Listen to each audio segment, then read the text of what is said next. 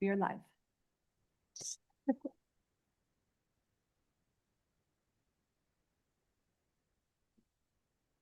Okay, good morning, everybody. Today is Wednesday, June 11th at 8:30 a.m. and we'll call to order the Legislative Citizen Commission on Minnesota Resource, or in short, LCCMR. We have an agenda starting now till noon. Lunch will be on your own afterward. We will start with roll call right off the bat here. So Diana? Her Here. present. Jordan Present. present. Albrecht present. Faber present. present. Beeman present. present. Fisher present. present. Green Present. present. Hedstrom is excused. Heinzman present. present. Langseth is excused. Lily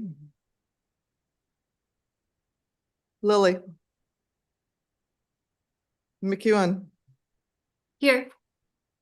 present. Moore Putnam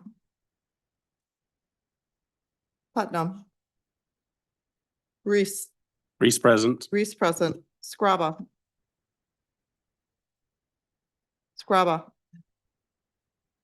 Westrom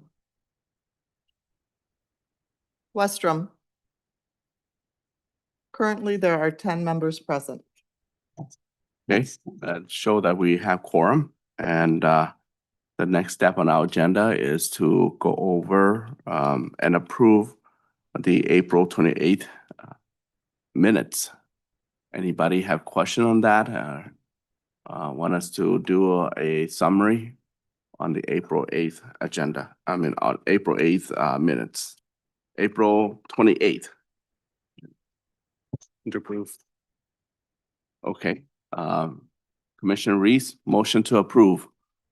All in favor of the April 8th minutes to be approved, say aye. Aye. Okay. All right, motion prevail. Okay, members on our agenda here, you look down, you may see if there's any of you have conflict of interest regarding today's businesses. Mr. Chair.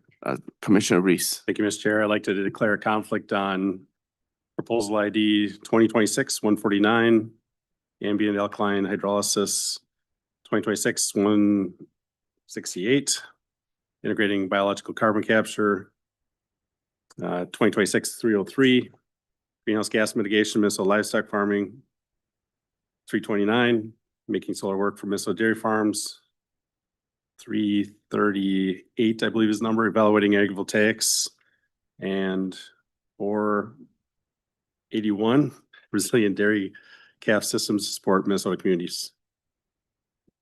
Okay, anyone else have conflict of interest? Anyone online? If we've, Um, I got question, Commissioner Chair Her. If we've already done that and we're on the list, we don't have to do it again, correct? Director? Mr. Chair and members, we do ask that you verbally declare conflict of interest at the beginning of a meeting when that project is on the agenda. We just, as sort of a as a reminder, we post that list that includes the conflicts that you have disclosed during your proposal review. Commissioner Faber, does that answer your question? Well, yes and no. So I have a conflict of interest, project 2026-472, assessing Blanding's turtle movements along the upper Mississippi River or something close to that. 2026-472. Thank you. Okay, duly noted. Anyone else? Well, thank you very much for reporting your conflict of interest. Mr. Chair, It's online. Yes, Commissioner Jordan? thank you. Mr. Chair, I have a question for Director Nash about the conflicts of interest. Are we declaring conflicts of interest for every proposal that was submitted now, or is this just about the agenda items for the 2026 proposals? Or can you clarify, like, just entirely? There's one that I had a question about if was a conflict of interest for me. I don't know if you can clarify what we're declaring right now. Director Nash? Sure, Mr. Chair and members, we asked that at the beginning of the meeting, you declare the conflict of interest for proposals or agenda items on that day's meeting that you have potential conflicts for.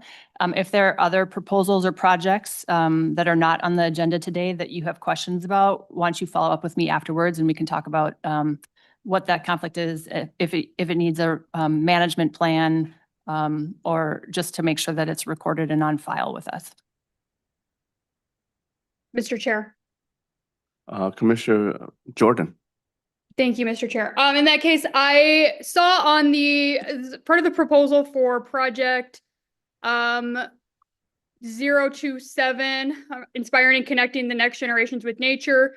In the past, I have received compensation from an organization that also funds that program, but I am not currently doing that. So that's kind of just the full disclosure. That's where I'm at. I don't know if it counts completely as a conflict of interest, as I'm not currently employed by that entity, which is Northeastern Minnesotans for Wilderness, or receiving any compensation from them, but just so the public knows. Thank you very much, Representative Jordan. It's better to be safe than and be transparent. Thank you. Okay, next on our agenda is, before I mention the next on our agenda here, I'm also honored to chair. This is my second round chairing this committee, subcommittee, LCCMR committee. Although I have been a seasoned legislator, has been in the Senate for over 12 years.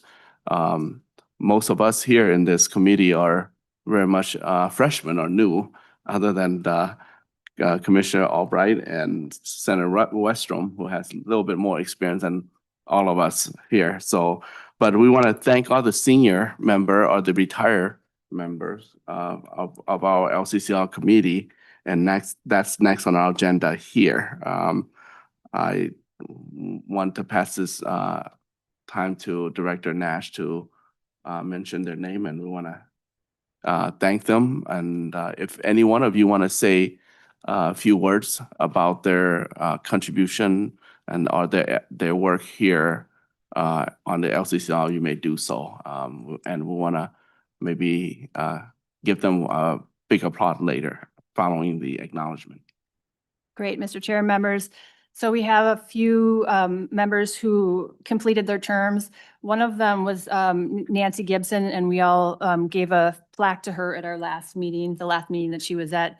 But since then, we've had a few more people complete their terms. We have plaques of appreciation for Representative Patty Acomb and Rick Hansen, and for citizen member Peichel. And each of those had served for at least 4 years on the LCCMR. We also have certificates of appreciation for Representatives Backer and Athena Hollins. And we did invite all those members to be here today to receive those mementos from us. I think none of them was able to make it, but we will follow up with them to make sure that they receive their memento of appreciation for their hard work and dedication to the LCCMR. Okay. Thank you very much for those members who have served, and we'll send your certificate over to honor your time of service in this committee. Anybody want to make a remark on our retired members? All right. Well, we can applaud silently if you like. So we'll move on to our next agenda here. Director report.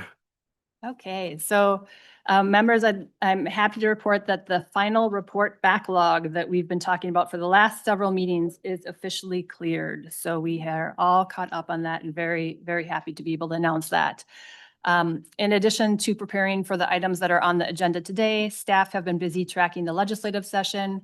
working with project managers to get their draft work plans ready for your approval, hopefully at the next meeting. Those are for projects that were approved during the special session. And we want to be able to get those projects up and running soon. So hopefully we'll have those on the agenda for you at the next meeting. We've also been hiring for 2 open positions. And of course, we've been keeping up with our monitoring of funded projects, which is about 500 projects in various stages of their life cycle. There have been several events, groundbreakings, celebrations, project completions. We wish we could provide an LCCMR presence at all of those, but we just don't have the capacity to do that. But we were able to combine a site inspection with a celebration of the opening of the Crane Lake Visitor Center last week. Michael Varian was there for us at LCCMR, and as were Representative Scraba and former member Representative Eklund. Sounds like it was a great event, and we were happy to be there and see the building that looks great and the campground that looks like it's getting ready to open next. Other than that, I would say that we have some written public testimony that is posted under that agenda item on the meeting page. This includes any letters of concern or opposition related to the proposals that are before you now that we have received. And also any letters of support that we have received since the RFP closed. So if we receive letters of support before the RFP closed, we attached those on to the proposal itself so that you had those as you were reviewing them. But anything since then, we're posting on the meeting page of the next relevant LCCMR meeting. So please take a look at those. And that is it for me for my director's report, Mr. Chair. Okay, any questions to Director Nash on her 2025 report? Mr. Chair, Bill Faber here. Commissioner Faber. Thank you. Becca, I had a suggestion now that you brought up about these letters of support and so on. The majority of them that I've received have come after our first deadline, which is kind of missing the boat. So I don't recall, I realized we had 400 projects and so on, but I mean, we would want to be getting those before we make our first selection, I would think, because then we can use that in our judgment for that. So, and I don't mean it's necessarily for us so much as it is for our proposers, that if they're getting these letters, they have to follow the timeline somewhat if they want it to have its full impact on our assessment of all of these, especially when we have 400 projects, because those could make a difference.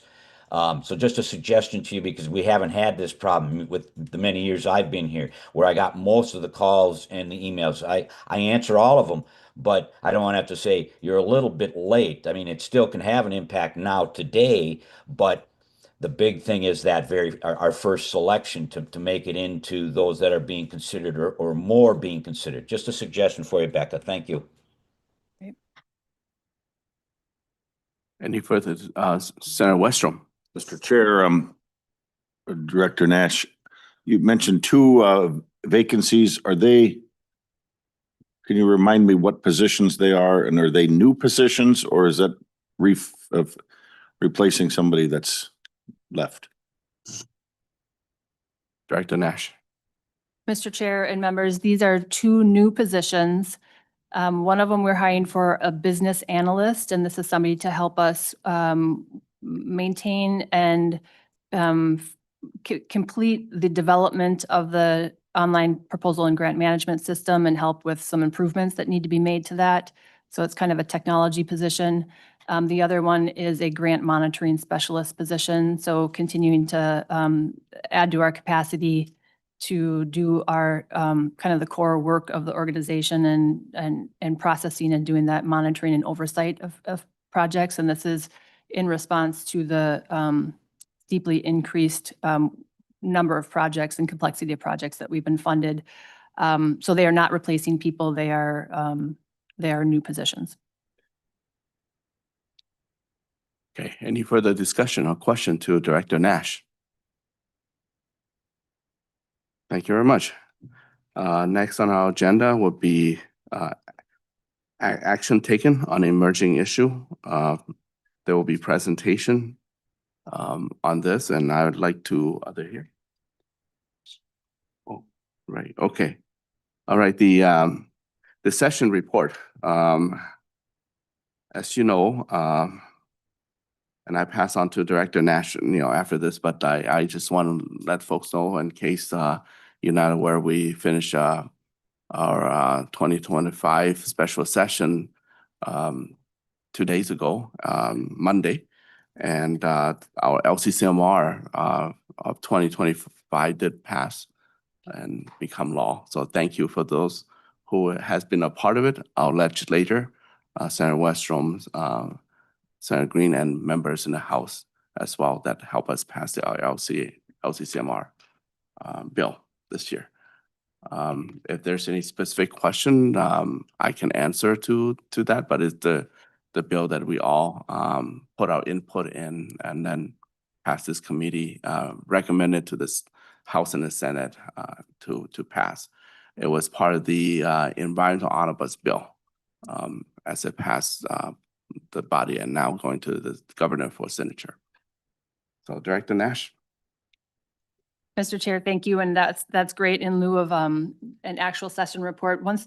Just because things happened so recently, we didn't have the materials ready for you, but we will go through all the laws that were passed and provide a summary to you, both about the bills that had been introduced, maybe not passed, related to the Environment and Natural Resources Trust Fund and LCCMR, as well as the sort of the path that the LCCMR recommendations took, as well as any other legislation that passed that may impact anything that we do within the LCCMR. Sometimes, for example, laws passed related to grant monitoring practices across the state. And so we will, at a later date, provide those materials to you and have any discussion if it's warranted. Any question or discussion on this matter? Sounds good. Next, I'll call the University of Minnesota on the target outreach for new Minnesota's CWD management zone, Michael Ausholm. Sure, yeah, go ahead. Okay. And introduction will be carried by Director Nash. Just want to make sure that people saw the memo that was related to this agenda item. This is, and it was sent to members earlier. We received 3 requests for emerging issues funding by the first of this year's 2 deadlines for emerging issues account funding. This is a different process than our regular RFP because emerging issues funds have already been appropriated. This recommendation that you will be making today is more akin to an actual funding decision. So any recommendations that you make today go to the governor. If the governor approves it, and if we approve the work plan, the money is available immediately to these folks. The criteria for the emerging issues account is that it be an urgent and unexpected environmental issue, but it still needs to adhere to the commission's strategic plan and the constitutional purposes of the Environment and Natural Resources Trust Fund. We currently have 1 emerging issues appropriation that's available for your use. It's $186,000. The legislature just passed an additional $2.9 million, so it has not been signed into law yet, but if the members wanted to, that's an option to tap into that as well. Although I'll also note that there is another emerging issues deadline in November, and there have already been people contacting us interested to apply for that. So there will be additional proposals almost guaranteed. One appropriation may be used to fund multiple projects, but funding one project from multiple appropriations can create challenges, and so it's generally not recommended. We've invited all 3 of the proposers here today, and we have about 10 minutes per proposal. We've asked the presenters to provide about 5 minutes presentation and then stand for 5 minutes Q&A. And then just a reminder that for our request to be funded, a quorum has to be present, and at least 60% of those members present must vote in favor of approval of the request. So we might, as a first step after hearing the presentations, just do a quick roll call so we can establish what that number is. And then in any recommendation, we'd ask that members round up to the nearest $1,000 because we only do appropriations in $1,000 increments. And that you delegate authority to staff to approve any work plan. Since these are urgent issues, we try to get that done as quickly as possible so that projects can start working. So that's my preamble, and then I'll hand it over to Dr. Ostrom. Yep, I just wanna, before we hand the mic to Dr. Ostrom, just one record to show that Representative Leon Lilly is present. Just fine. And is there any other member online? Yes, Senator Putnam and Senator McEwen. I think you were here for the roll call, though. I think that's it. Okay, And Representative Fisher was on at two, I believe. sounds good. Here we Thank go. Dr. Ostrom, go ahead with your presentation, and we'll have this discussion, 5-minute discussion after your presentation. Thank you very much, Mr. Chairman. Commissioners, good morning, and thank you for the opportunity to be here today. I'm Mike Ostrom, Regents Professor and Director of the Center for Infectious Disease Research and Policy, or CIDRAP, at the University of Minnesota. Along with me today is Dr. Corey Anderson, who co-directs the CIDRAP's Chronic Wasting Disease, or CWD, program. We launched the CWD program back in 2019 in response to the ongoing spread of this disease and its potential future implications. As you know, CWD is a contagious and always fatal prion disease affecting deer and other cervid species. It's now confirmed in at least 36 states, including Minnesota, and in several other countries. This past January, our group published a major report on CWD, which was the culmination of a multi-year effort involving discussions and work with 5 different working groups made up of 67 leading experts in the U.S. and abroad. From these discussions, our report lays out critical gaps in knowledge and other recommendations to improve CWD-related research, surveillance, management, and more. One of the key findings of that effort was the need for more interagency collaboration and tailored outreach for different audiences. Not all hunters access information the same way, and the same groups, particularly in rural or culturally distinct communities, require more direct engagement to receive the latest information about CWD risks, regulatory changes, or even best practices.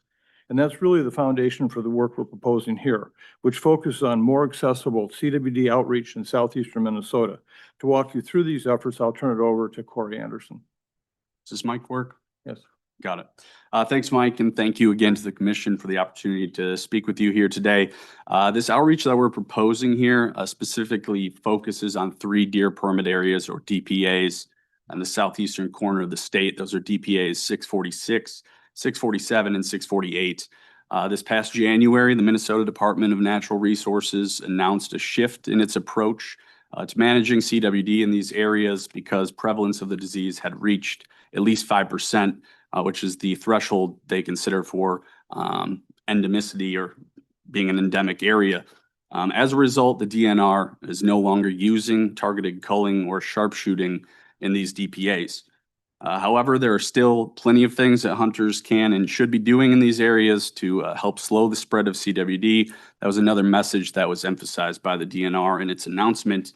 And we feel that reiterating that message is critical given the current situation and where we're at. Because such actions will ultimately shape the trajectory of CWD spread in Minnesota. Notably, this past fall, there was field data out of Wisconsin published demonstrating that rising CWD prevalence actually limits the growth rate of deer populations, and at high enough levels can actually lead to population declines. With this proposal, we really aim to try to provide this type of current, comprehensive, and authoritative information to communities throughout these DPAs. Including historically difficult to reach communities. And to do that, we will organize and host a series of 12 public meetings, 4 in each deer permit area, that will offer attendees the opportunity to hear directly from subject matter experts and have their questions about the disease answered. As part of this effort, we also want to note that we'll have multiple events tailored specifically to local Amish communities, since they actively participate in deer hunting and may have more limited access to CWD information. I should note a recent publication out of the University of Minnesota indicated that roughly 1/3 of the state's Amish population lives in the southeastern region of the state, and a lot of them are in these DPAs in Winona County and Fillmore County. In addition to meeting with members of the Amish community, we'll also develop and distribute updated educational materials with practical and accessible information. Notably, this work would fulfill recommendations of previously funded LCCMR research led by Dr. Tiffany Wolf and her team at the University of Minnesota. We've been in contact with them. They've encouraged us to move forward with this, and of course, we'll work closely with them to do so. Ultimately, our goal is to support the DNR's ongoing work on this issue by ensuring that hunters in these endemic areas have the information and resources they need to help protect Minnesota's deer populations, which we all know remain an invaluable resource to the state. So again, just thank you for the opportunity to be here today, your consideration of this proposal, and of course, we are happy to answer any questions you might have. Thanks. Can you both state your name for the records?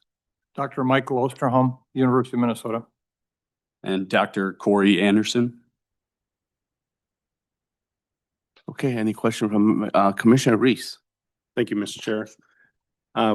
Thank you for your presentation today. I have a question related to what's the end game? Is it containment, eradication, vaccination? And then second question is, scabies has been around for a while, and I think I've asked this question before to others. What's the difference between chronic wasting disease and scabies? Presenter? Yeah, Mr. Chair, that's a great question. I guess to address the second point, are you referring to, EHD or epizootic hemorrhagic disease, or are you referring to scabies itself? Yeah, scabies that we see, and it seems like they're similar. And we see that quite a bit in states like South Dakota and in the sheep populations and cattle populations out there. Okay, got it. Yeah, I just want to make sure. I know midges cause EHD, and that often gets brought up in reference to CWD. I think with CWD, it's a disease that I think is unique in a lot of ways. Obviously, I think the infectious agent causing it with prions are their unique concerns just related to that. We know that they persist in the environment for quite a long time. And again, I think with decades now of information and data from certain parts of the country where we've seen spread for quite some time, Southwest Wisconsin being one where I grew up, we now know that CWD, non-mitigated, unmitigated CWD spread can actually lead to population level effects in deer. That's actually there's been stories in news publications basically showing that has actually affected the quality of hunting in these areas. Less people are hunting in counties where CWD prevalence is, 30, 40, 50%. So I do think with that being said, I think there's a case to be made that obviously we should be doing things to manage the disease. You asked about the end game. I think, that's a great question. It comes up. I think, there's science that's being done. That's sort of the approach that's being taken is, doing our best now and waiting for the science if there is a vaccine. But again, I think if you look at the data now, there's places where we've seen active participation and sort of CWD management, and the outcomes there I feel have been noticeably better than in places where it's sort of been, let loose and able to spread freely. And Senator Green? Thank you, Mr. Chair.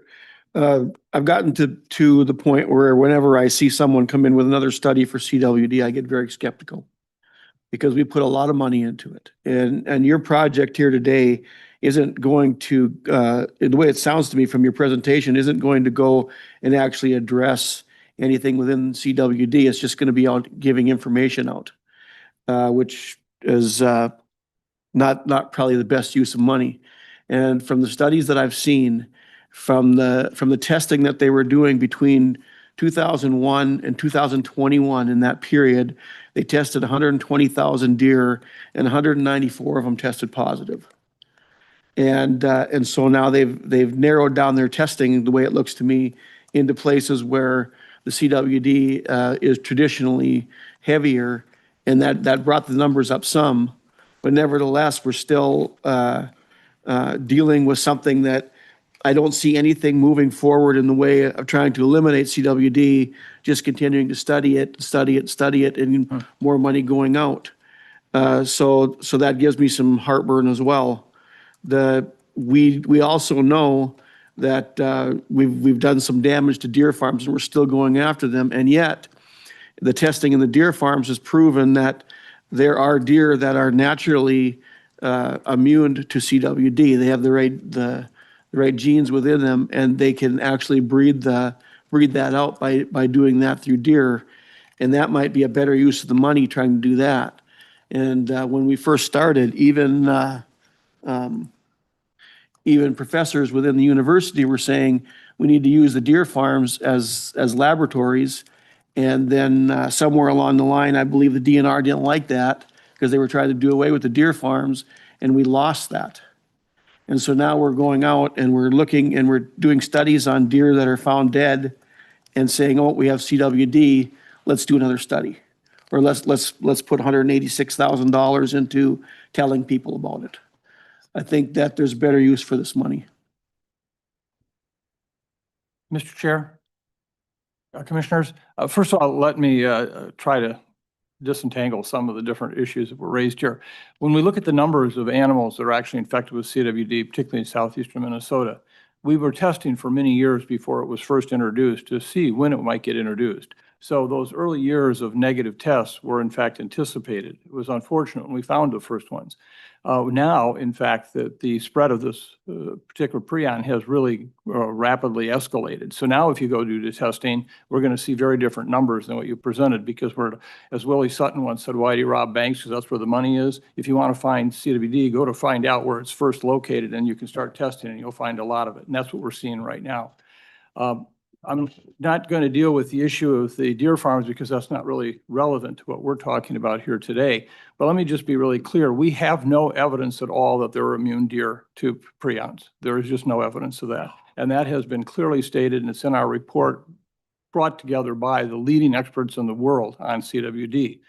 Our effort is not to do more research right now. We're trying to take the research that is already existing and translate that into actual hunters out there so that they know what, in fact, this all means. And as Dr. Anderson just pointed out, where we've seen programs that try to limit transmission, they can actually help hold it down. They don't eliminate it. It won't be eliminated. Once it's here, it's here. It's like an invasive plant in a lake. Once it's there, it's there.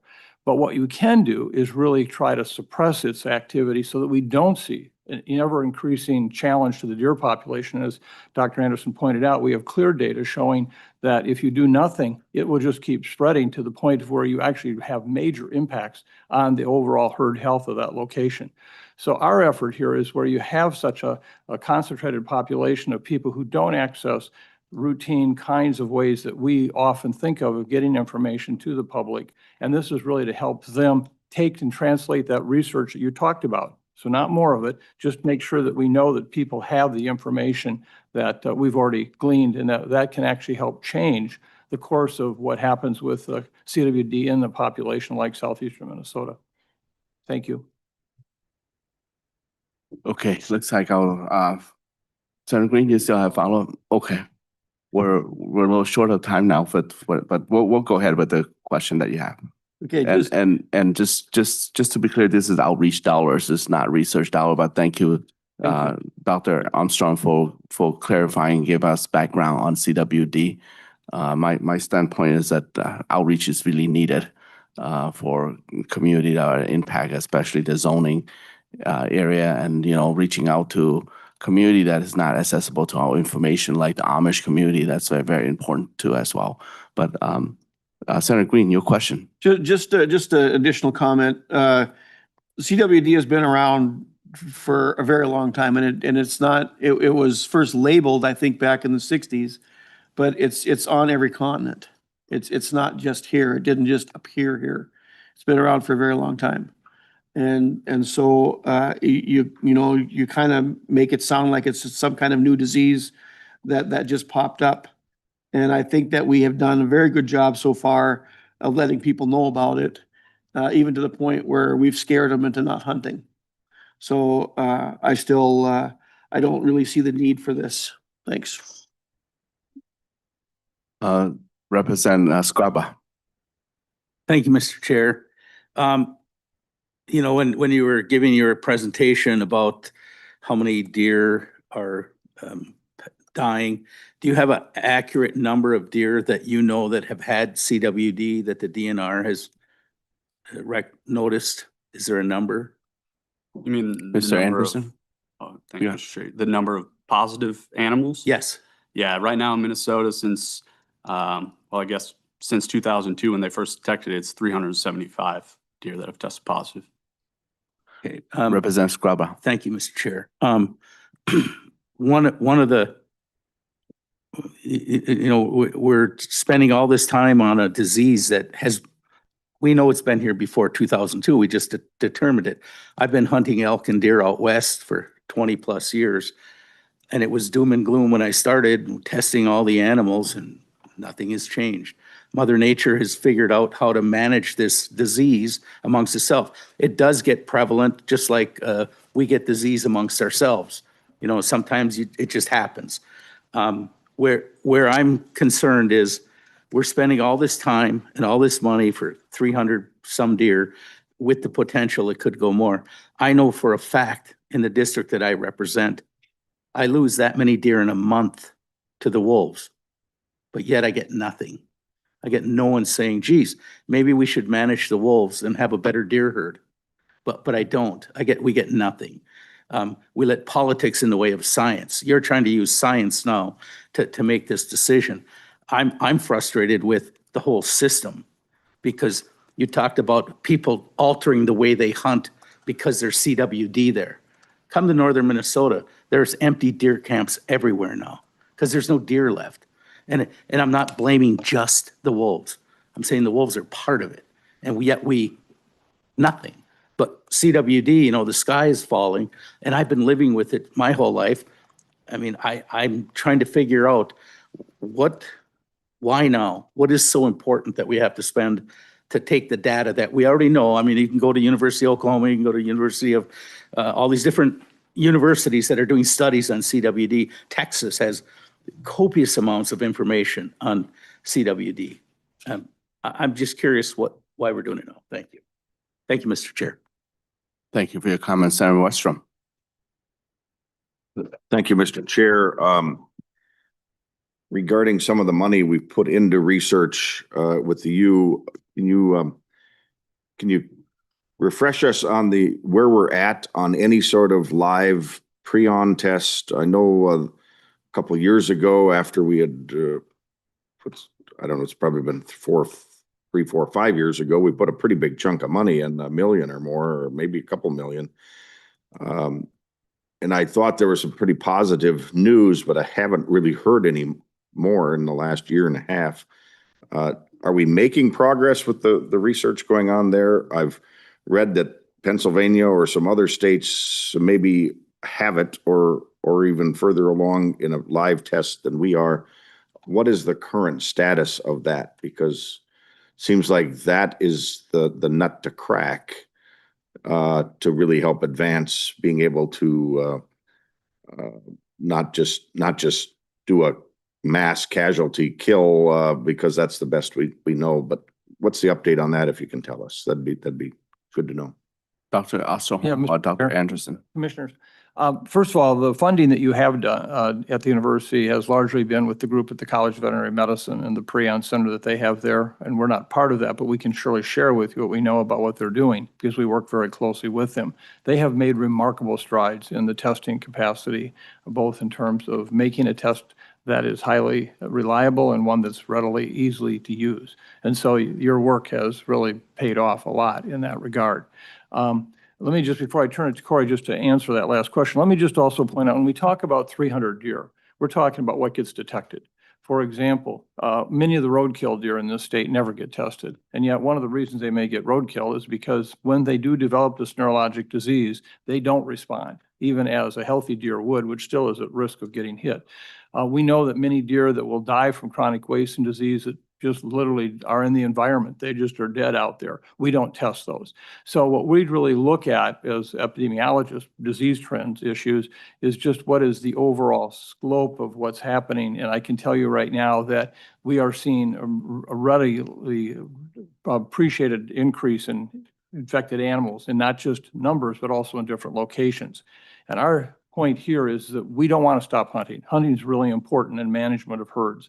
We think that that's a really important addition. What we want to do is make sure that the hunters have the information so they know how they can hunt in a CWD area. We're not telling people not to hunt there. We're saying do it intelligently and how you can do that. And that's the kind of information I think right now that is most helpful to both deer hunters in enhancing their experience and trying at the same time not to become, as we've seen in Wisconsin, where we have some counties where 70% of the deer are now infected. We don't want to ever see those numbers. We want to see them kept low, and that's what we're trying to help promote, is that very issue. Yeah, I guess to that point, I have some numbers here in front of me, and I appreciate your point. Again, being from Southwest Wisconsin, I've sort of, when I cross the boundary, I see a totally different story. So I, appreciate the fact that Minnesota does only have 375 positives. I will say, though, that if you look at the trends, I mean, in 2020, we were talking about 27 positives that year. We moved up to around 50 in 2022, and just this past year, we're at 96, almost 100. I think, again, you look at the trend and what that can mean moving forward. And I think that's where we're at is, how can we get hunters information now to sort of appreciate that and maybe feel empowered to do more things about that to help out with the situation. Sure. Senator Westrom. Mr. Chair, thank you for that information. Being from Wisconsin and you kind of referenced that a little bit in one of our agriculture hearings earlier this year, as I recall, somewhere around a third to maybe 40–50% of the deer in Wisconsin have CWD. Largely, life just goes on. They hunt deer. If you get a deer with CWD, the biggest solution, which you need to do on deer, whether they have CWD or not, is to make sure the meat is cooked well. Is there anything else they do? Or, as I'm recalling, that's the main thing. They just promote people making sure that they properly cook the meat, just like we do with turkey and other meat in the state.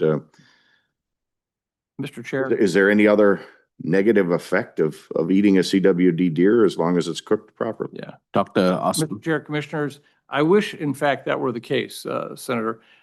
What is unfortunately the case is when you cook this, you actually concentrate the prions. The prions are located throughout all the nerves and all the musculature. And so instead of actually making it a lower risk, you make it a higher risk by cooking it, because now you've concentrated these prions in a way that actually enhances the transmission. We obviously are all concerned about, will this ever transmit to humans? This is an area that's been very ripe for study. We have seen the prion changing over time that makes it look like it's what we call more of a humanized prion, that it could jump, just like it did for many years in the United Kingdom. They had mad cow disease in cattle. People didn't think it was going to jump to humans. And then one day, 10 years later, they found all these humans that had infection. We don't know that'll ever happen with CWD, but I can tell you, I wish it was a case where if you just cooked it, you were okay. And that's why, again, this is the kind of information we're trying to get to hunters, is what can you do if you have a potential CWD deer, and what would be the steps you want to have in terms of information for you and your family. Mr. Chair. So Just to that point, so what do they tell them in Wisconsin, or what else do they do in Wisconsin? What would they be doing in addition to cooking it? What do they do? Dr. Anderson. Yeah, Mr. Chair. In Wisconsin, I think, I don't want to go through their entire history, but it got to the point where essentially they, took an approach called passive management, essentially more or less doing little to nothing about managing CWD. I can tell you, you reference those places where prevalence is 40 to 50% in these localized areas. Again, that's sort of in my backyard. And that is the case. I can tell you that people in the area have seen clinically ill deer walking around. Again, when you get, you harvest an animal and flip a coin, and that's, its likelihood of having CWD. There's a lot of people facing the reality of, do I feed this to my family or not? And again, I think, the Wisconsin DNR just wrapped up a study involving 1,200 deer and basically showed, again, for the first time in Wisconsin, right across the border, that once CWD prevalence reaches a threshold of around 29–30% in these localized areas, they're actually seeing evidence of deer populations declining. If you look at Wisconsin DNR data last year, almost every county in the state saw deer populations increase, except for those counties in the Southwest. That includes lower populations of mature adult bucks. Of course, the sort of, trophy or the animal that a lot of hunters are going after. So again, I think you're talking about a situation where we have direct evidence of what happens if you don't, stay on top of this. And it's directly impacting the hunter experience there, whether they feel comfortable, using this source of protein. And again, just the resource that deer serve as in the state, I think, is sort of in peril in the southwest region, at least. We have question online as well. Mr. Chair, I just Sarah, what- follow up. So I'm not sure I really got the answer out of that. Because you said that's part of what we want to tell our hunters. What are we going to be telling our hunters, or what are you proposing we need to be telling hunters about cooking or handling deer, whether it does or doesn't have CWD? What would kind of related to this proposal? What kind of outreach would we be doing in addition to talking to them about cooking at least 160 degrees? Mr. Chair, Commissioners, this is Dr. where we get into the discussions about things like testing and the very work that you've done from this group to provide for testing that we hope one day will be widespread. So if I shoot a deer, I'll be able to tell within minutes, is that deer has CWD or not? And if they do, you're going to make obviously a choice. Will I continue to pursue this and consume this deer, or will I in fact leave this deer in the field, or will I make it available to landfill? And I think that's the choice that we're trying to give people, is not to stop deer hunting, enhance it, but to also at the same time help you make an informed choice for your own. What do you want to do? Nobody's going to mandate that you test it. Nobody's going to mandate that you don't eat it. But that kind of information can be very helpful to you in making a decision. And that's where testing is going to continue to play an ever-increasing role. I have hands online, Sarah McCune, and then followed by Commissioner Albright here, and then that would be the end of question for this subject. Because now we just have Sarah McCune. Sarah McCune, Thank you very much, Mr. Chair. Can you hear me okay? just fine. Great. Thanks very much for this presentation today. It's been the wide-ranging questions delving into all manner of issues around CWD. I appreciate very much the research and the work that you have been doing in this area, and I haven't been very involved in it, but am appreciating learning more today included. And if people are looking for deer, maybe they came down to Duluth. I think 6 of them were in my yard this morning. So, but I would say that I did have some questions that I wanted to just kind of narrow in down, because today this is a presentation, the first of 3 for our Emerging Issues Fund.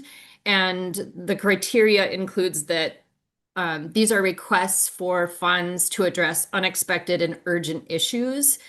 And so I fully appreciate what you're trying to do here. I think it's wonderful to get more information to more people so they can make informed decisions about how they're going to handle deer that they hunt, and hunt in a way that's going to keep themselves and their families safe.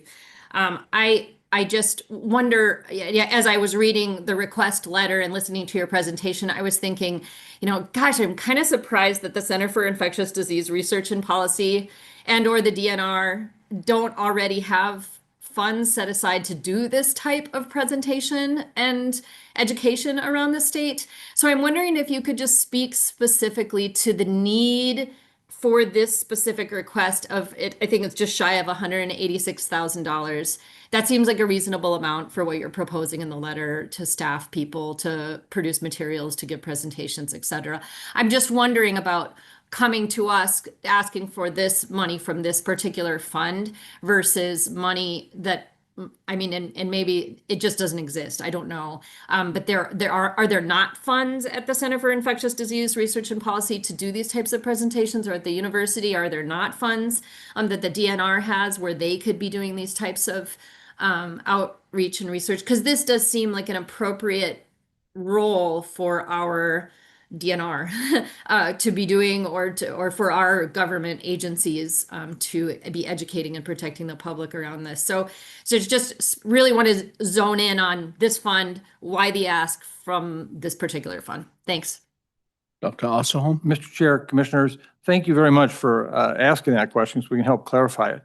There are no funds available to any of us at the university for similar activities like this. We have no funding for CWD at this point whatsoever. What we do with it is basically because we think it is such an important issue. You know, we will rob Peter to pay Paul sometimes to help make us available. But no, there are no funds. The funding that is supporting the university right now is really around the testing issue and developing these tests, which again has had major payback. It's a great dividends from this group. But the outreach right now from the DNR is also zeroed out. They have no resources for this. And as we pointed out, we actually have support from the other group at the university working on this as well as the DNR to do this kind of outreach because no one else is doing it. Representative Lilly. Thank you, Mr. Chair.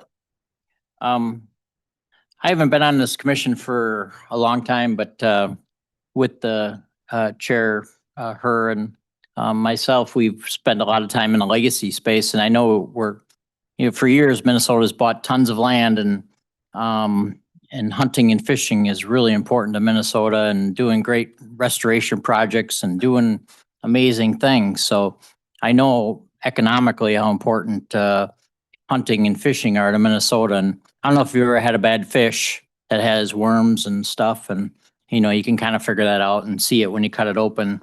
It's a little harder with the deer to know. I think I'm glad we're doing this. I don't know, you know, the history of this, how it's got to this right now, but I think doing this research in this area is a good thing. So we know that we have, you know, whether you want to eat it and cook it, you know, that's up to you if you want to do it. But I'd rather, you know, people know, and then we can figure it out. And if, you know, it'd be kind of sad to hear if it jumps to our cows, you know, which is agriculture is important to Minnesota too, or humans.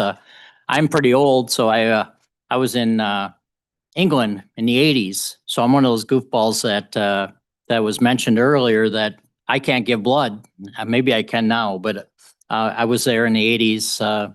And so when the mad cow or whatever it was in England existed. So currently, you know, I don't know if with the big DNA things, maybe 23andMe will show that I have that I'm a dangerous person here. But you know, it's just good to have information. So I appreciate that we're doing this, and I think I don't really have a big problem with this, but I just think it's good to know and appreciate the work that's being done.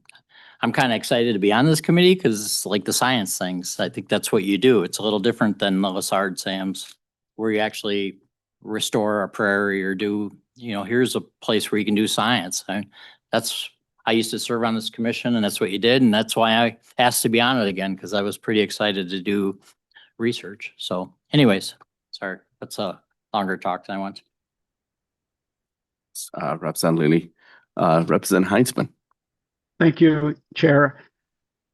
You know, members, having been on the LCCMR on and off for a long time, and a part of a number of discussions that have decided whether or not we were going to spend money out of the emerging issues account, I would just say that while there may be a lot of value in providing information, that I don't think this is appropriate to be spending out of this particular account. We're not talking about what we had some time ago when we were appropriating money directly for what was eventually the RT Quick test. That was certainly an issue with urgency.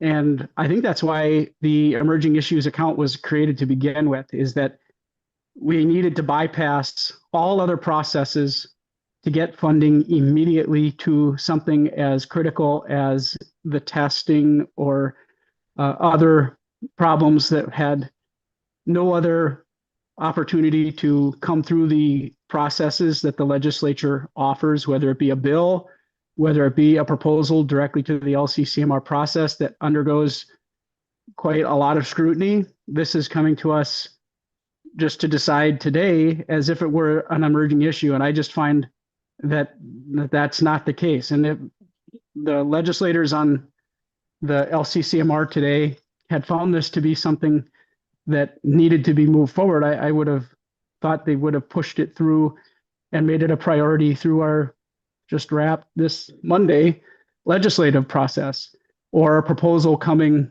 through the normal LCCMR process for scoring and for the normal opportunity that we have provided for many, many years. But we're not doing that today. We're going to skip that process and try to jump the line and call this an emerging issue. I just disagree fundamentally based on the discussion that I've heard here today.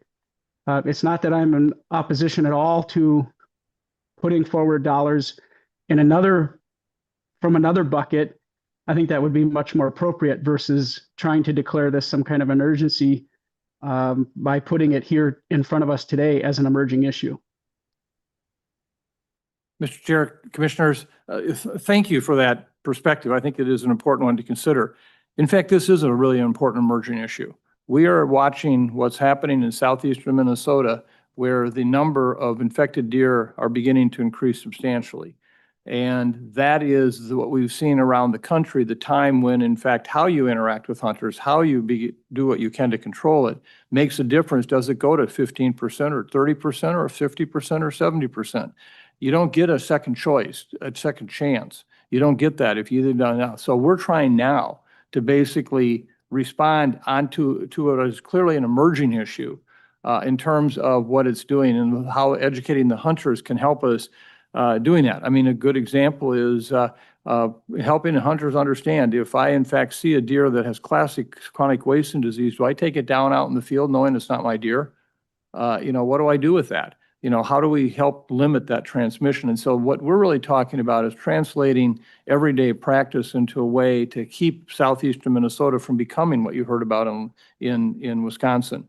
And right now, that is the hot spot in the state of Minnesota. It has locations there, and it overlaps with a number of populations that do not routinely access information the way that many of us do about hunting. Mr. Chair. Representative Heinzman. Again, and thank you, Doctor, for your opinion, but it's up to this group to decide whether it's an emerging issue or not. From my perspective, I would argue simply that it doesn't meet that bar that we previously have set for emerging issues. It may be something that we agree needs to be addressed, but I just simply don't think that it meets the expectations that the LCCMR should have as a pressing and concerning issue that has to be addressed in this bucket. It's fine. Maybe the group votes to move this forward, but I don't think it would be appropriate to fund it as an emerging issue today. Okay, Commissioner Beeman. Thank you, Mr. Chair. To Representative Heitzman's point, and to this issue, to this question of what makes this fit into this bucket of funding, unexpected and urgent, I was trying to discern that as well. What I take from your very beginning of your letter here is that this, and I have a question, is this tied to the DNR's decision to change its approach to those deer permit areas and, to not, I believe, do culling and now call it endemic? And is that what is, and that was just back in January, is that timing and is that decision what is making this, in your mind, unexpected and or timely for it to come to this fund, for this fund for funding? Mr. Chair, Dr. Commissioner, Ostrom. in fact, it is tied to the very issue. We in infectious disease work can tell you with some accuracy when we start to see changes in how in this case, a prion is moving in a population of deer. Are you on the cusp of something that's going to go down, stay the same, or go up?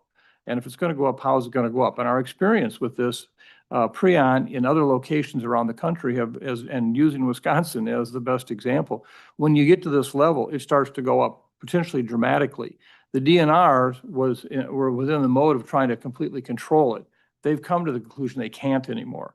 And so that was part of what brought us to this very issue is, then what can we do? We just can't abandon these people. We can't abandon these areas. We still got to have interactions and understand what their needs are for information on what does it mean to hunt in an area where this is starting to go up? What does it mean that we can do to help keep it from going up like this and going up more like this? And so that's what actually triggered this. If we were having the same discussion 2 years ago, we would have been out of place completely because we didn't have that situation. Now we have it because of what's happened. And that is why the DNR ended their culling program as such. They acknowledge they've lost control of it. Mr. Chair, if I could just quickly Thank you, add Don. as well. Yeah, to build off of that point, that is sort of the key area where we see this as important. I think just in general, knowing my experience, even the paper that came out earlier about the other group at the university, their experience with Amish hunters down in the southeast, there's a general dislike of targeted culling and sharpshooting. So with this announcement, I think there's very easily a case to be made that hunters see this as sort of good news, that the DNR is sort of not as involved. We can sort of celebrate it and go back to normal. And again, that's where I see that news and that potential misinterpretation as an important time now ahead of this next season to really get ahead of that and explain, no, the DNR is not giving up on the issue. Again, there's a lot that went into the culling decision. It required landowner permission, which is difficult. It is expensive. There's some research behind it that motivated that change. But as Dr. Osterholm was pointing out, I think that decision could be misinterpreted, and that's where we wanted to step in and really fill that void and share information that could allow hunters to understand that, there's still things I can do and should do, even if targeted culling is no longer happening. Okay, thank you very much. Pretty much, we're pretty well over time on this discussion. And then we have to move on, but like Representative Jordan, you raise your hand? Yes, thank you, Mr. Chair. I was going to have to ask the same question that Commissioner Beeman asked about the timing. I think the letter really lays out the urgency quite well. If members want to look at their packets, the very first paragraph describes the DNR's decision and also talks about the urgency related to what happened in late January. And also, see, the hunting season is coming, deer season is coming. The time to do this is now. So I really would support the urgency and support the request here to make sure that our hunters in southern Minnesota and all the people who do hunt in southern Minnesota have access to this information. Thank you. Okay, thank you very much. Let's do a roll call or vote on this, as we go. And so let's vote, get this one passed. Any discussion, Sarah Westrom? So, Mr. Chair, just want a clarification of what action are we There's proposing is taken, or we're There's going three to take? projects here. There's three projects here. We can decide to vote one by one as we go, or we can all vote at the end. So as a chair, my decision is that we just vote one by one as we go. So, yeah. And somebody would have to first move the motion, correct? Someone have to first move the motion. So I as the chair can move the motion that we, and I have the language director. To recommend funding for this project for $186,000 and to delegate authority to staff to approve a work plan for the project. And members, if you could just give one moment here and have all members who are joining remotely turn your cameras on, then we can just do a quick tally of how many people are present, and then we can tell you how many votes are needed in order for the proposal to pass. That makes sense? And staff, can I get some backup here? Senator Westrom? Mr. Chair, I'm wondering if you'd be open to, or the idea of us hearing all three of them first. I think I would feel it would be beneficial to just know kind of the broad and the breadth and scope of what emerging issues we're going to be deciding on, and then come back and vote on them one at a time, perhaps would be fine. But I think it'd be procedurally helpful for all of us to hear all three of them. And maybe there's something in one of them that sways us to say, this does seem like a bigger emergent issue or an important one or not, or because of this, the other one is equally as important. I would find that beneficial if you're willing to consider that, but others can chime in too. Commissioner Reese. Thank you, Mr. Chair. Just, and this question is directed to Director Nash. It says that we have $186,000 deadline to spend is June 30th.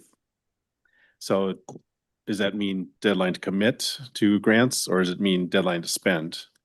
Director Nash. And then you mentioned that it's possible to access the 2.9 million if members decide. Mr. Chair and members, yeah, the deadline to spend for this $186,000, I think, is June 30th, 2027. And that is a deadline to spend. Okay. So you'd want to back up from there to give somebody enough time, to allocate and give somebody enough time to do the work. I think you could tap into the additional 2.5 or 2.9 million, just conditioned on it being, presuming it gets signed into law by the governor. So you just want to understand that that has to happen first. So essentially, just, Mr. Chair, just to be clear, the limit is essentially 186,000 unless we tap the 2.9. So I would concur with Senator Westrom that it might be perhaps better to listen to all three since we have a limited budget for the current emerging issue fund. Commissioner Reese and Senator Westrom, I would support that your route, as long as we expedite on our discussion. We're a little over time now. That's why I decided that we should just go ahead and vote and move it along. But if we promise that we move forward expeditiously without time of hearing all three, I would support that as well. If I would have guarantee a promise that, we limit our questions and hear the presentation, instead spend the whole time, our presentation time on one project instead of listen to all three. So, depend where we want to go, Senator Westrom. Well, Mr. Chair, I mean, I would appreciate that and think it would be a good way to go for a few reasons. But I guess I'm not trying to drag it out either way. I just think it'd be just as expeditious because I think you could probably avoid some discussion that might be answered if we listen to others and whether it's the amount we have to spend or other questions that might become duplicative if we do one and then find out later that we just have to redo it or rediscuss something because we haven't heard them all. So, I mean, but whatever kind of promise you're looking for, I don't want to promise that I won't ask a question. Sounds good. Let's do it this way. We've probably got the furthest to go after we're done. We'll move to I'm incented to get out of here sooner than later. We'll move to the second project. Let's do that. We'll move to the second project, and if it's take just as long, then we're gonna go ahead and vote individually. But let's go ahead and listen to the second project and see. I'll make my decision then. But I hope that it'll be much shorter in discussion. So why don't we go ahead and call Dr. Chris Leinhart. Dr. Chris Leinhart to talk about the accelerating peatland restoration project.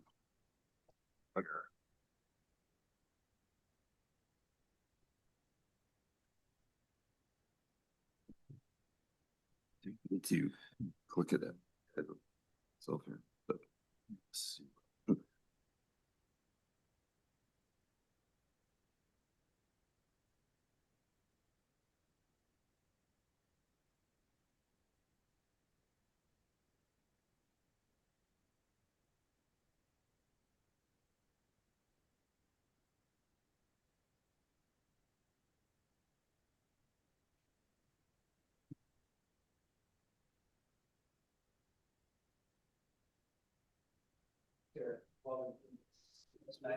Yes, Representative Scarborough.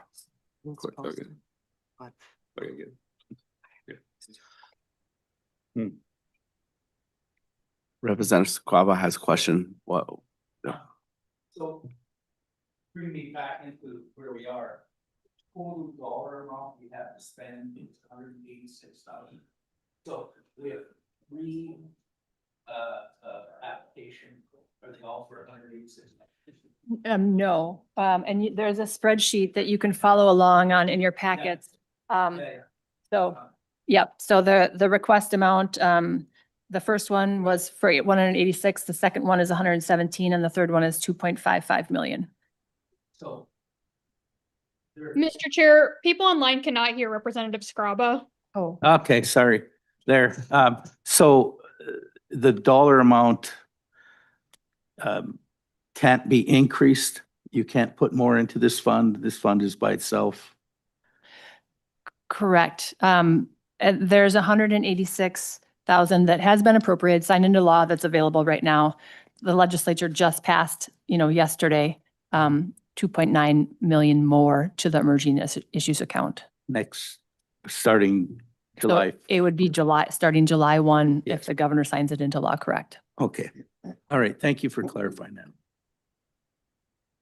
Okay, on to Dr.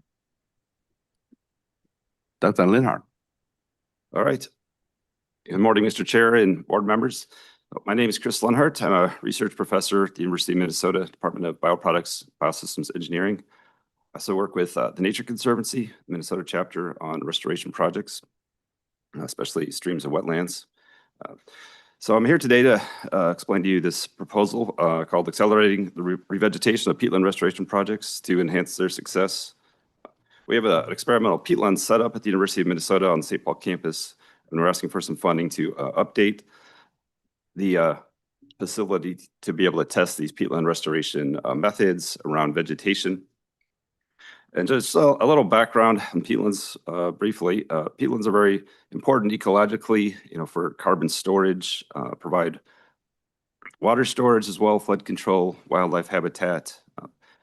People have known about peatlands for a long time in Minnesota, of course, but there's been a big increase in interest in their restoration and protection recently, mostly protected around they're protecting them and restoring them for climate change benefits. And I've been involved in some of that research with a previous LCCMR grant where we're looking at some of the successes and failures of the peatland restoration projects in northern Minnesota.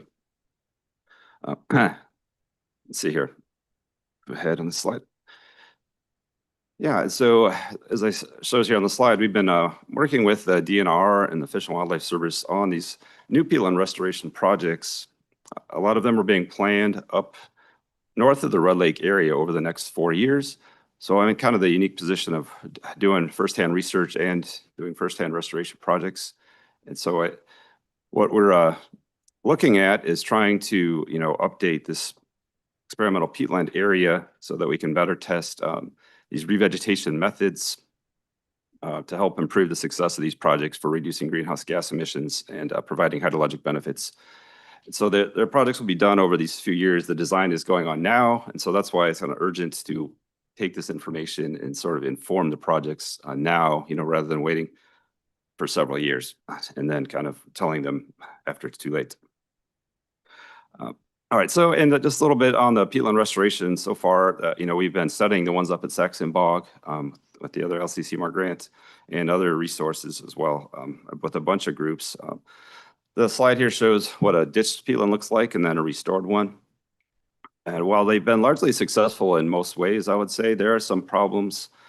These impounded water areas are not as ecologically functional as the other parts of the peatland. They haven't revegetated in many areas.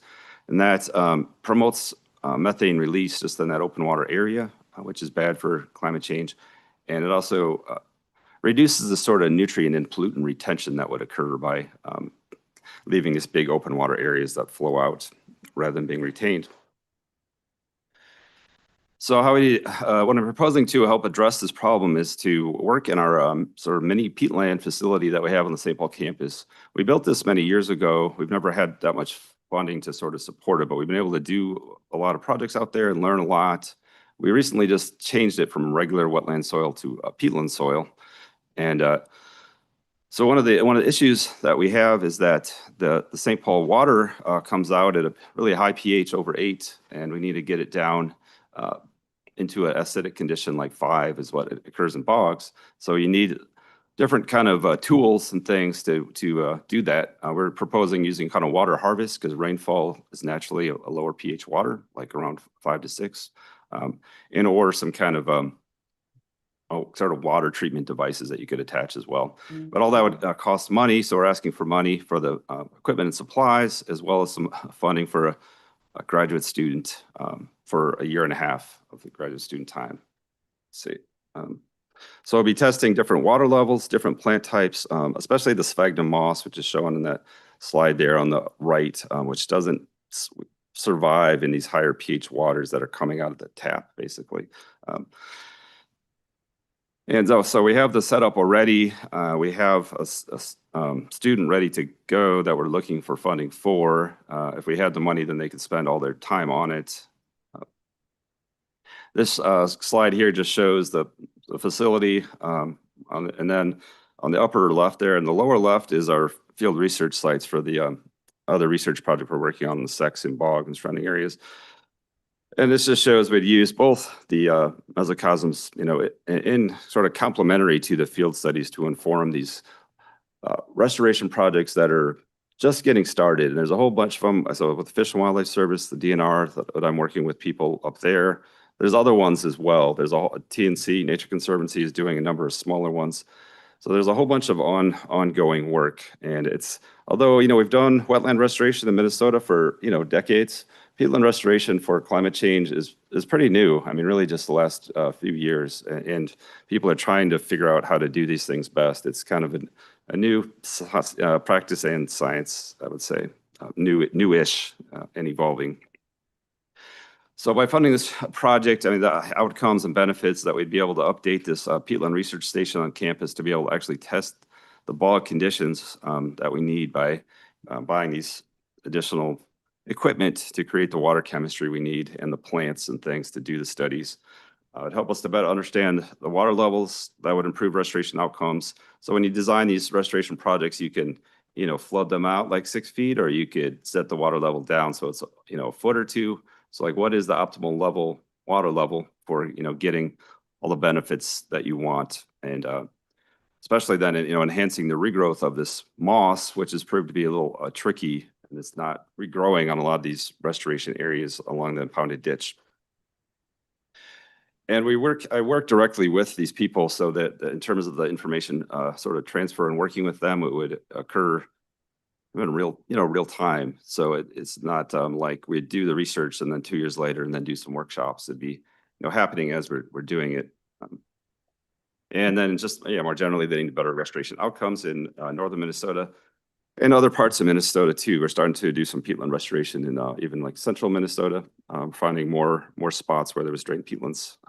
So there's a lot of call to do it. Dr. Leithart, are you near the end of your presentation? And yeah, that was actually it. And okay. So thanks for your time, and I'm happy to take any questions. Okay. Before I allow a question, I just want to set a little rule here that let's just set this time for a question, and then we can have more discussion after we hear all three. So our debate and discussion can be reserved for later, so that we don't clog with debate and discussion during this time of presentation. So any question on this project from members? Senator Green. I'll make it quick, Mr. Chair. To the testifier, I'll just ask you a couple questions and you can answer them, and then I'll save the discussion for later. Have you ever been up north of Red Lake?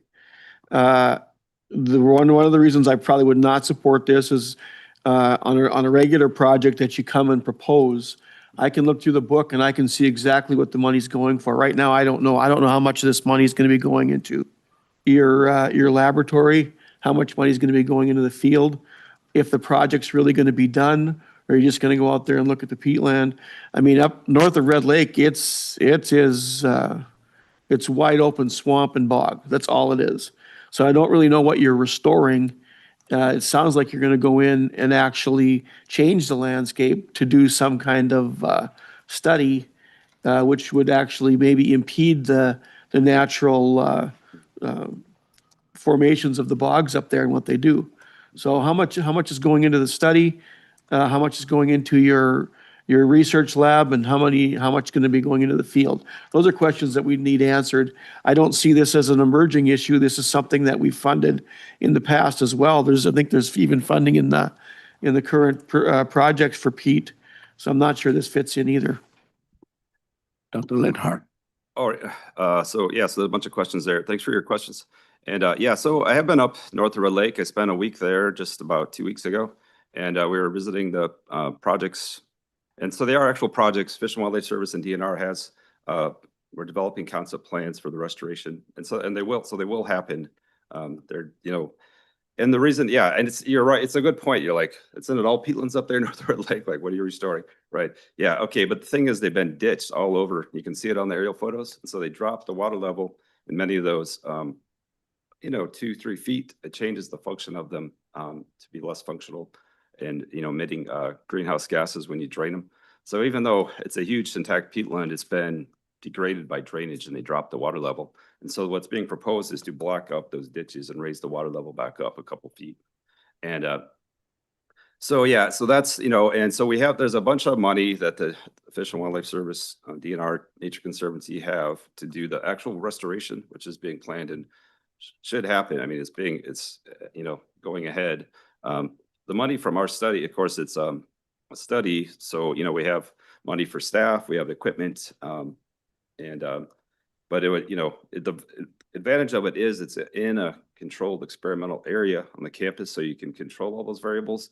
In a huge field site like a peatland up in the Red Lake, you can't control all those things, and so you can't learn as directly in that way. When you got a controlled mesocosm setup, you can manipulate different variables, and then you can learn from that and then do that in the field. And we have the relationships, partnerships to do that. I mean, I'm working on the restoration projects, not just doing the studies.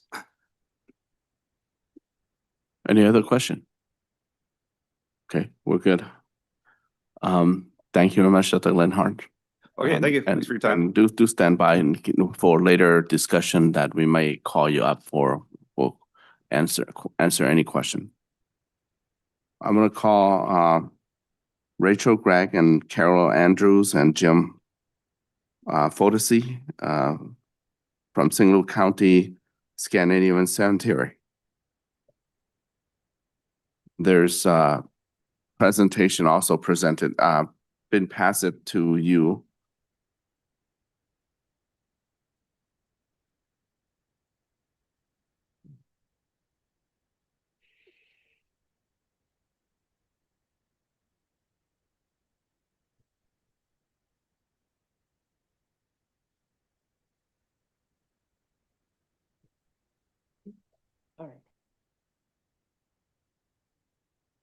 All right, thank you, Mr. Chair and Commission members for recommending St. Louis County to present here today for Emerging Issues Account Funds.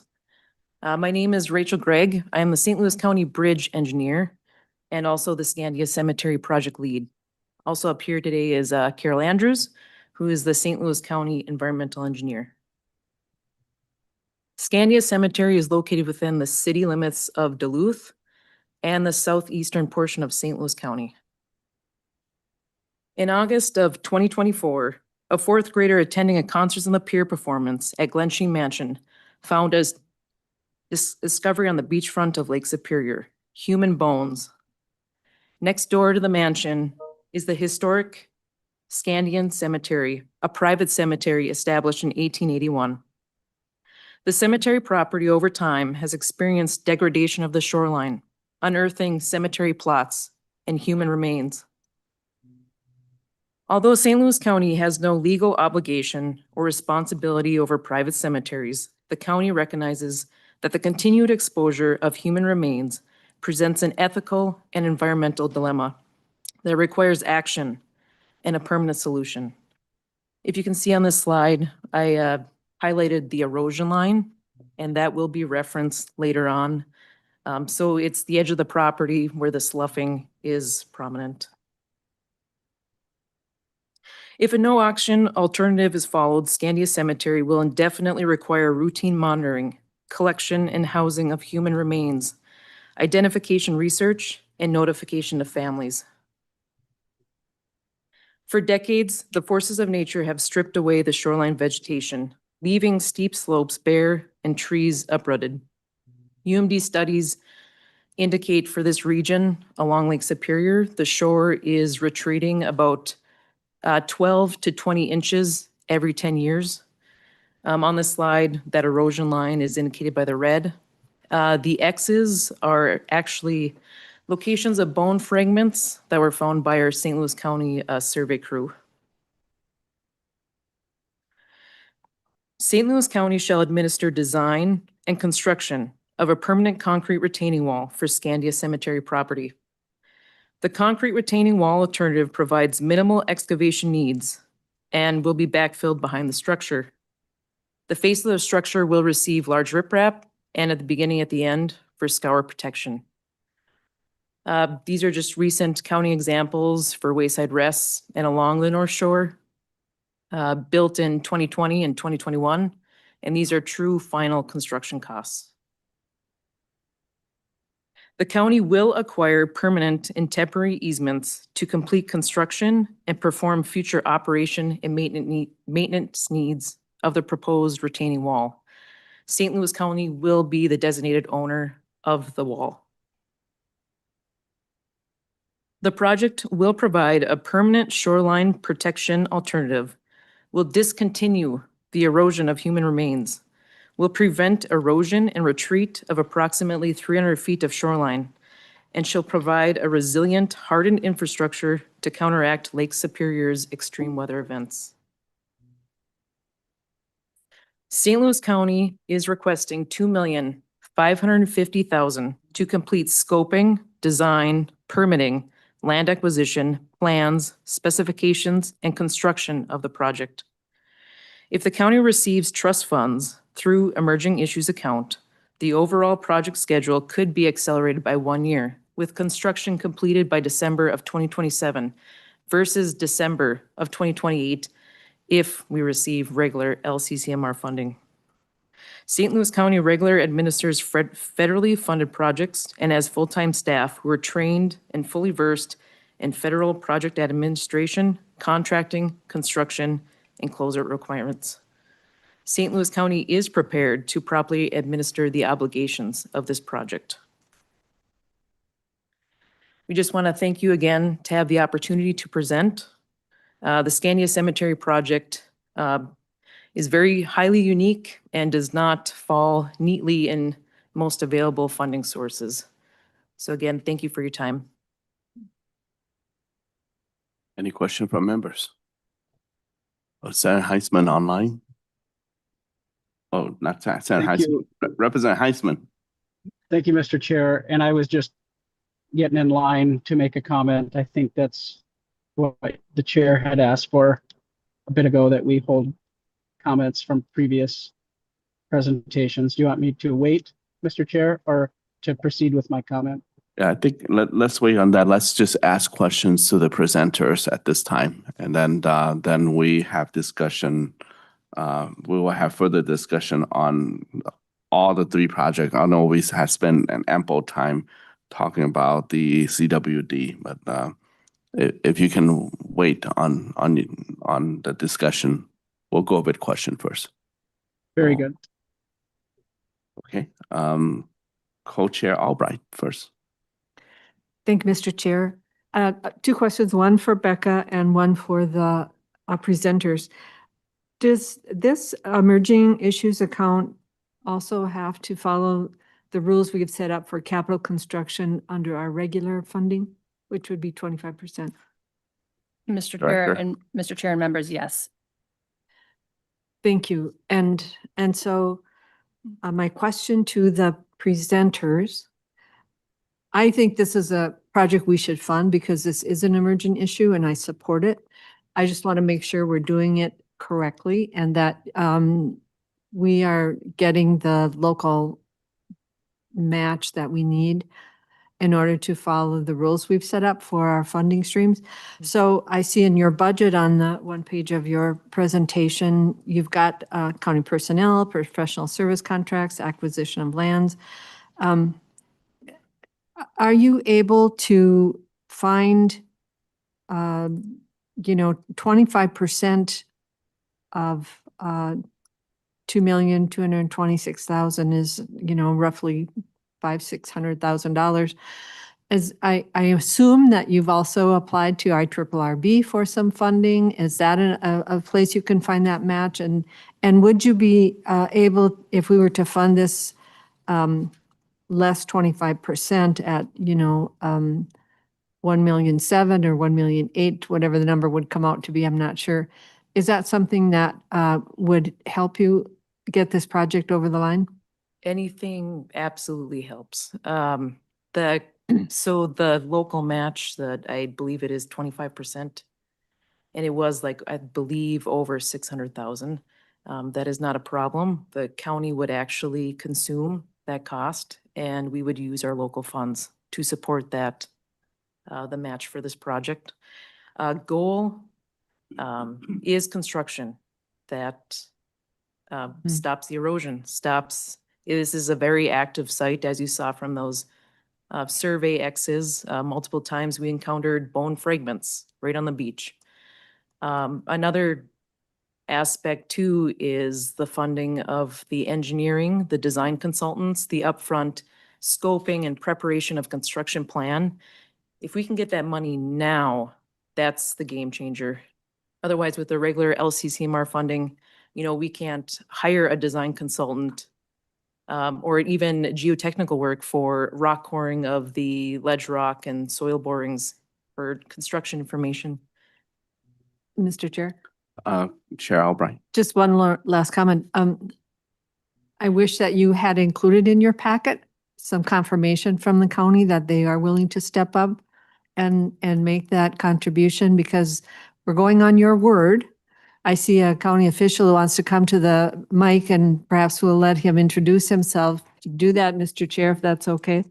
Sure. Because it really is very helpful for us to have full disclosure and understanding of what the project is and what is being funded. Thank you. Please introduce yourself and then go ahead and answer Chair Albright's question. Thank you, Mr. Chair and commission members. My name is Kevin Gray. I'm the County Administrator for St. Louis County. And again, thank you for hearing our presentation today. As we talked about unexpected and urgent, certainly getting the news that human remains have been found on the shoreline below the cemetery and below Glensheen Mansion was both unexpected and does require an urgent response. As was noted by our presenters, there isn't a clear-cut responsibility for this, but from an ethical, moral, and let's not throw up your hands and not do something about it perspective, St. Louis County has stepped up to address this issue. I believe a question was asked about whether IRRR funding had been sought for this. Duluth is not part of the taconite relief area, so that wouldn't be an option, and I appreciate that. And on many other fronts, we do work and partner with that state agency as well. So with respect to the 25% match, we're absolutely committed to providing that support, and we'll update our documentation to include that. We're very aware that this is the emerging issues account too. And so we are submitting the full amount, noting that that maybe there is going to be a different stratification of the funding. There's approximately $325,000 of engineering and pre-work to get to a scenario where we can fund approximately $2.25 million of construction to achieve the integrity of the cemetery. Again, a private cemetery, so it's not a Duluth or St. Louis County responsibility per se, but we feel we need to step up to this emerging issue. And so we appreciate your time, and yes, we're fully committed to identifying and working with the city of Duluth on the match.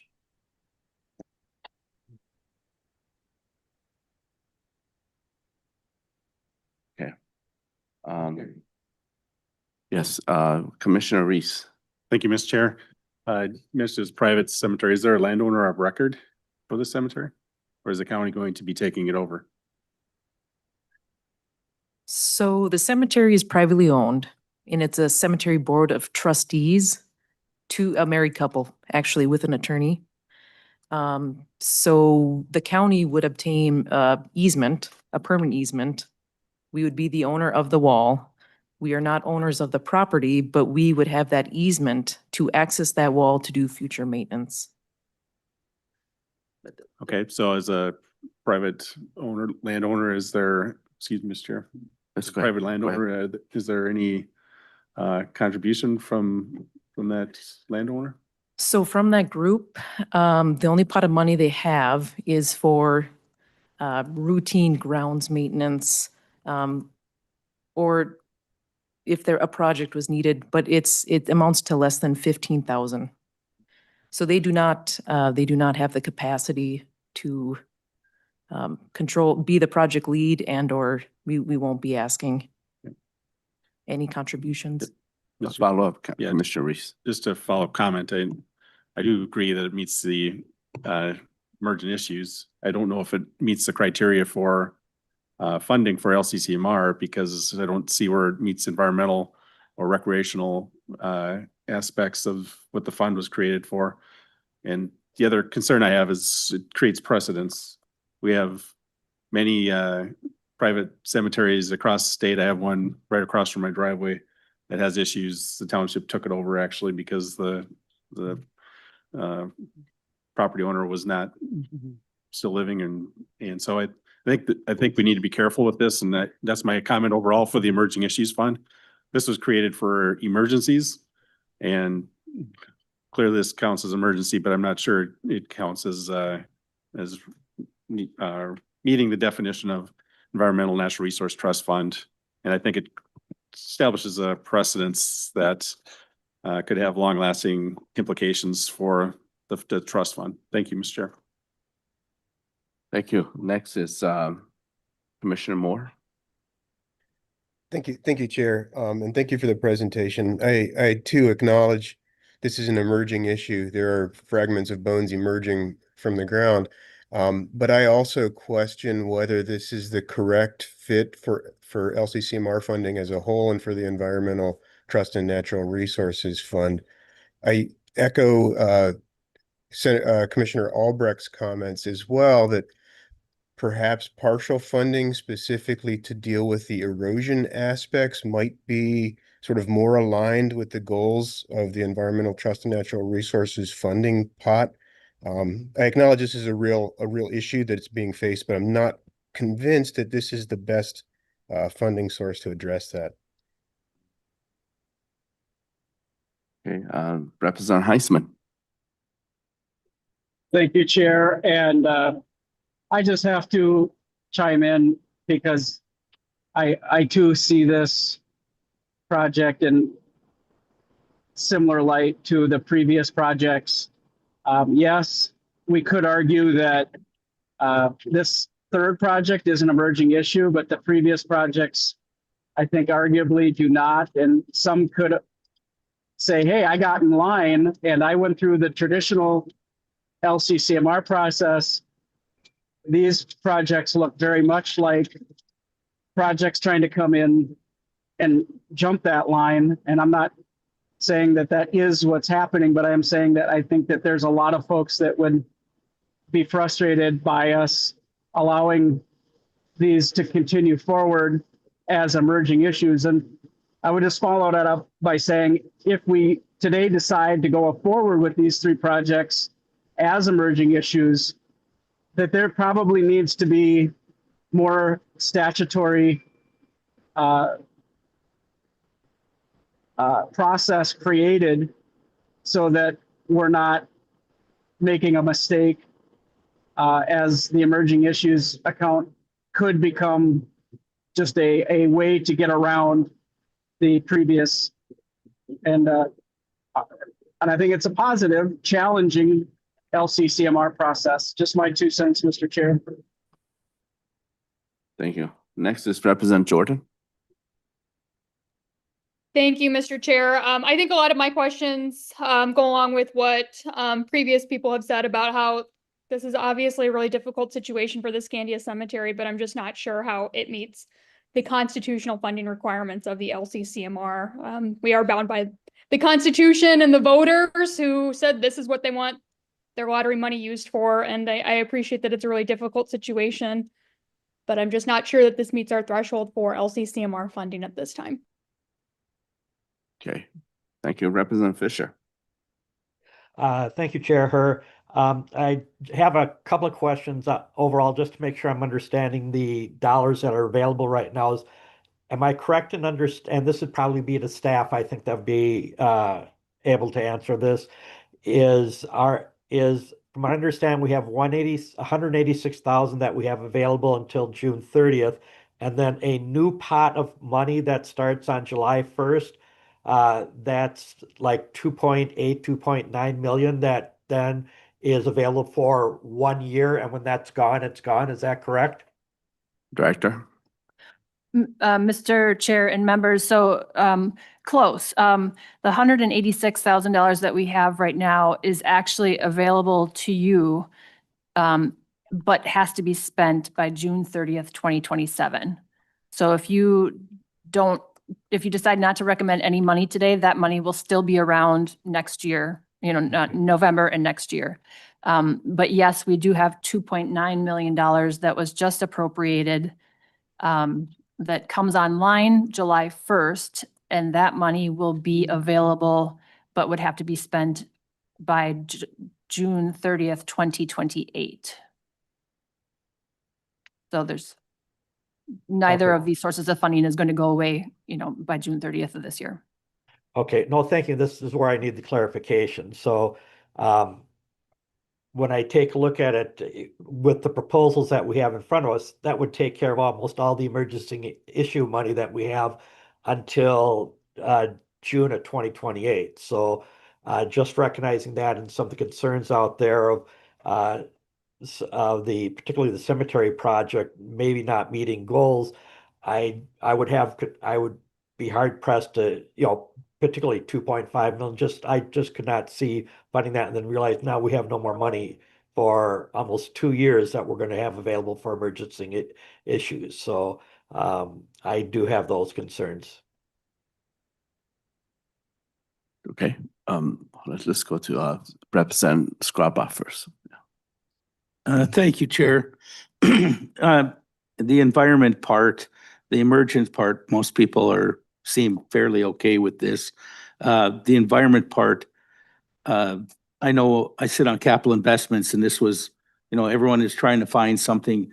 And when this first came just recently, and they couldn't get in queue, they just couldn't get in things. So it was like, I'm not sure where you can find the funding for this, because Duluth does not, in the TTRA, taconite tax relief area, they don't have access to any mining funding. But I know Lake Superior keeps whittling away at that shoreline, and whittling away, and this happens to be there. I guess if I lived in the area and there was a chance that old bodies were going to keep falling into the lake, I would say that's an environmental issue. I think Director Gray kind of put it, who's going to do it if we don't do it? We're at that point. And then it comes to who's going to fund it if we don't fund it. So do we give it this year's emergence funds, and then do we look at this as trying to get it into the queue today again as one of the third if it's not in there? It seems like a project that should be rectified soon. That's my opinion. Thank you. Right, and I believe it will be up to the motion that we make later. Next is Sarah McCune, and then Green, followed. Sarah McCune. Thank you very much, Mr. Chair, and thank you for the presentation. Obviously, this is my town, and I have been following this issue very closely. I do want to push back pretty strongly on the notion that this doesn't fit into the purview of our Emerging Issues Fund or the directives for LCCMR funding. Here in Duluth, particularly at this end of Lake Superior, all of us are aware that with climate change bearing down upon us, we have seen increased fierce storms on Lake Superior. This is verified. We have actually had to totally rebuild the lake walk in Duluth because it kept being torn apart repeatedly by the storms from Lake Superior. I think it happened twice in like a couple of years, so we had to completely rebuild it.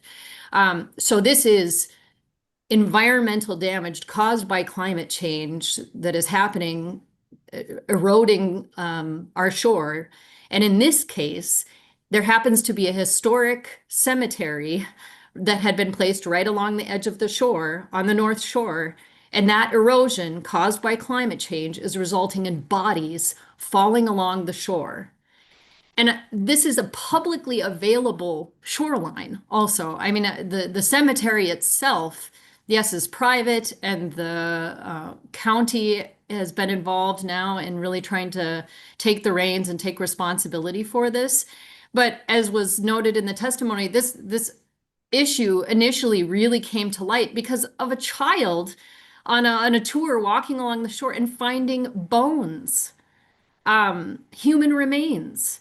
So this is a place where the public goes and is encouraged to go and explore along the shore of Lake Superior. These are public areas. This is absolutely, I just went to go look at the criteria, and, you know, and I appreciate, I really do want us to be very, hold the line strongly in terms of making sure that any funding that we allocate does follow the directives that we set out, both for this fund and in general for LCCMR.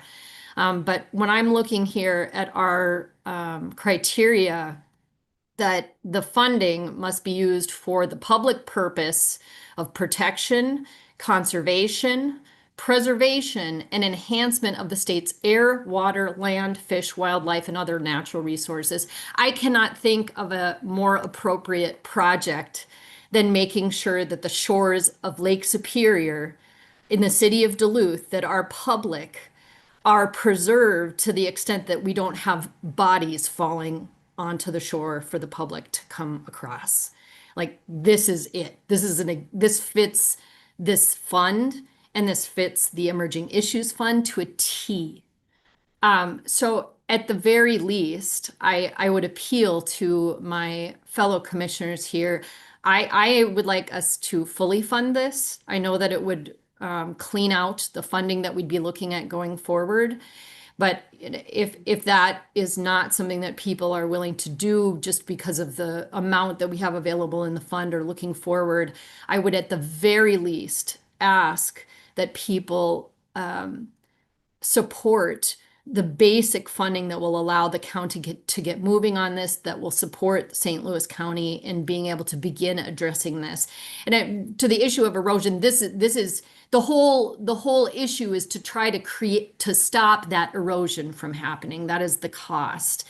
And I really appreciate that St. Louis County has been willing to absorb the cost of so much of this initial work and work and going forward as well. So it has been, this is an emergency. We have it in Duluth. It's an emergency.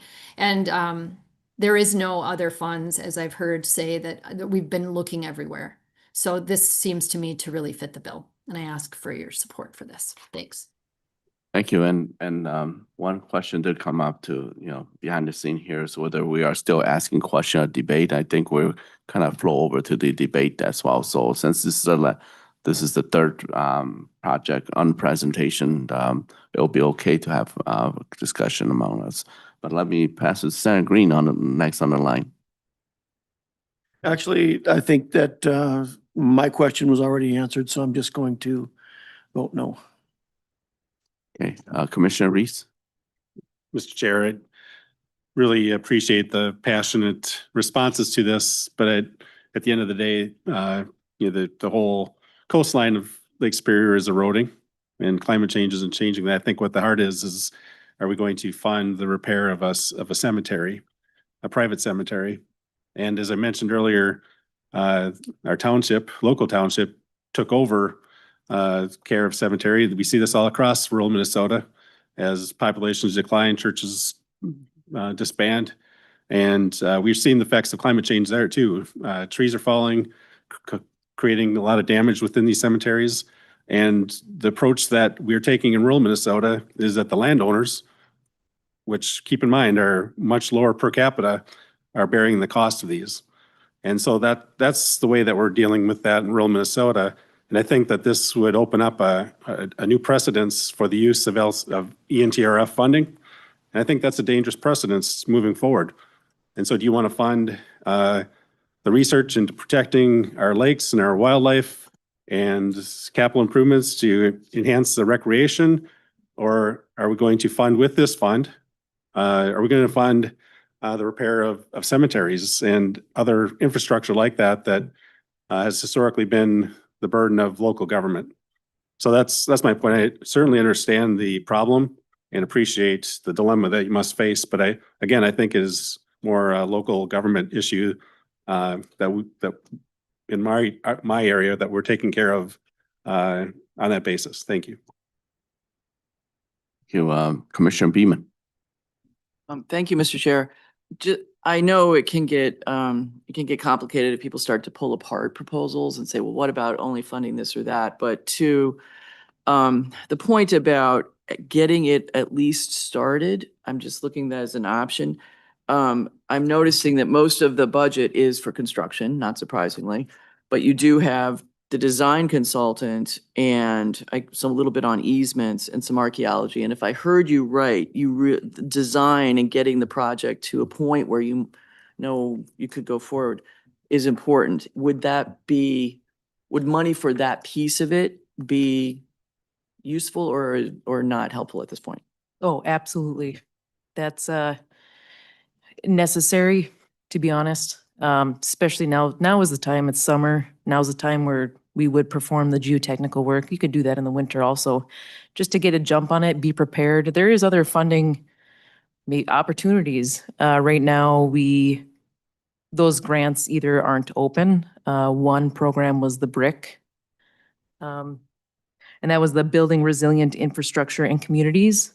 So those future opportunities, future grants, that would make our application look very beneficial, that we are ready. We are project ready, shelf ready. We have the easements, the plan.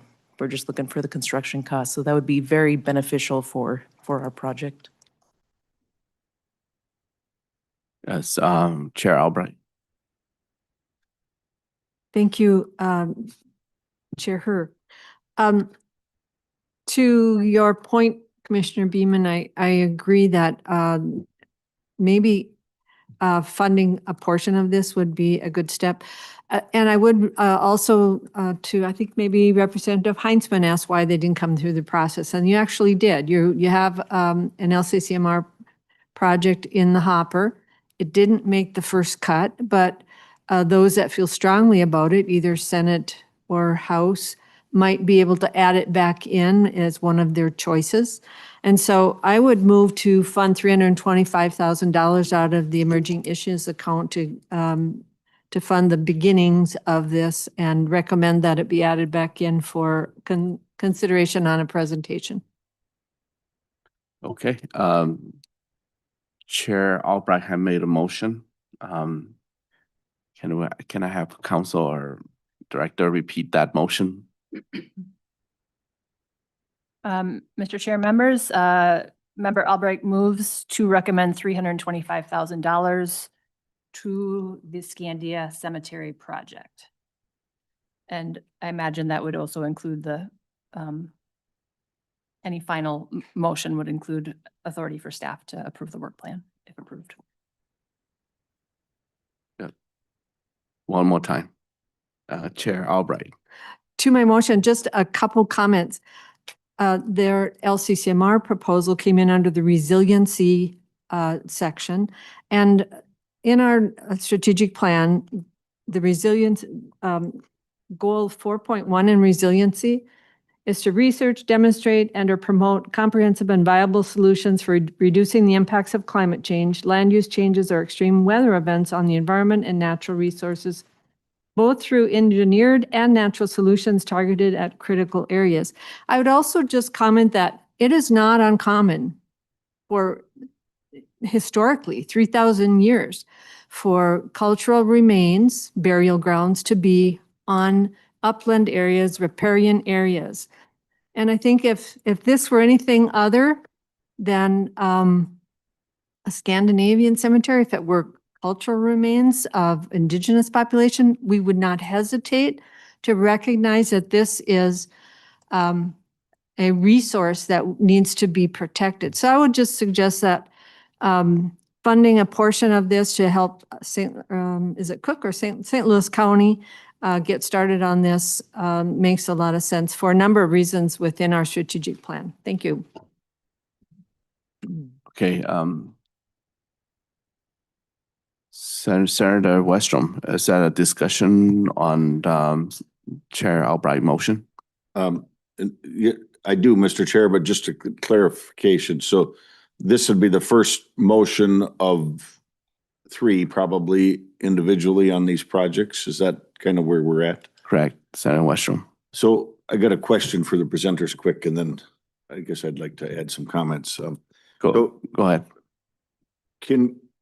Maybe I missed it, but who owns this this parcel, and what have you done with them to talk about fixing it, or is it just an abandoned cemetery and nobody takes ownership or control of it right now? Miss Andrews? I can speak to that, Mr. Chair and Commissioners as well. It is a privately owned cemetery. It will remain that, other than the easement that Rachel was talking about. We've had some definitely tried communicating with the owners. There's been some communication through their pro bono lawyer. It's an elderly couple. They have very limited abilities to do anything with the problem at hand. Does that answer your question, Senator or Commissioner? It does, but I mean, so it's just a private couple that owns this land and it happens to have a cemetery on it, or No, is it a church that originally had this? Or I mean, I'm trying to just figure out the chain of title here and who's actually has this land right now. The Chair's Senator Westrom. It is a couple octogenarians who are the final members of association that are alive today, that have nurtured and sustained this cemetery. They have a very limited fund to do the maintenance, and they basically are not in any position to financially or otherwise contribute to the erosion impacts. More significantly, they're just hoping to be buried there, if I could, and I don't mean to sound flippant at all about that, but that's their wish after all these years, to be buried at this site. And then I think that would be the end of the association and the cemetery as we know it. Unfortunately, the location and the erosion impacts over the years weren't identified, and until the 4th grader finds the bones on the shore of the Lake Superior, and we're trying to step in to take on this emerging issue that nobody anticipated. And I would say that uniquely, St. Louis County has quite a number of private cemeteries as well. So I really identify with Mr. Reese on his observation, but most of them aren't on the shores of a water body or and it's more routine maintenance. But in this particular case, it's a unique solution that's costly and needs to be addressed both, I think, ethically and environmentally is why we're here today.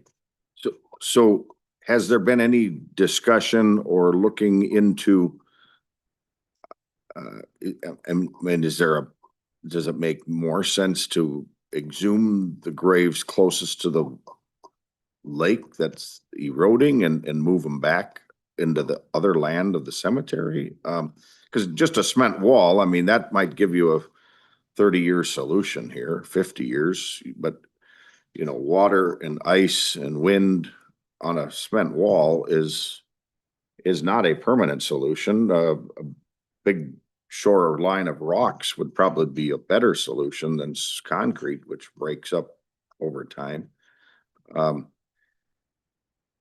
Has there been any discussion or looking into other alternatives like that?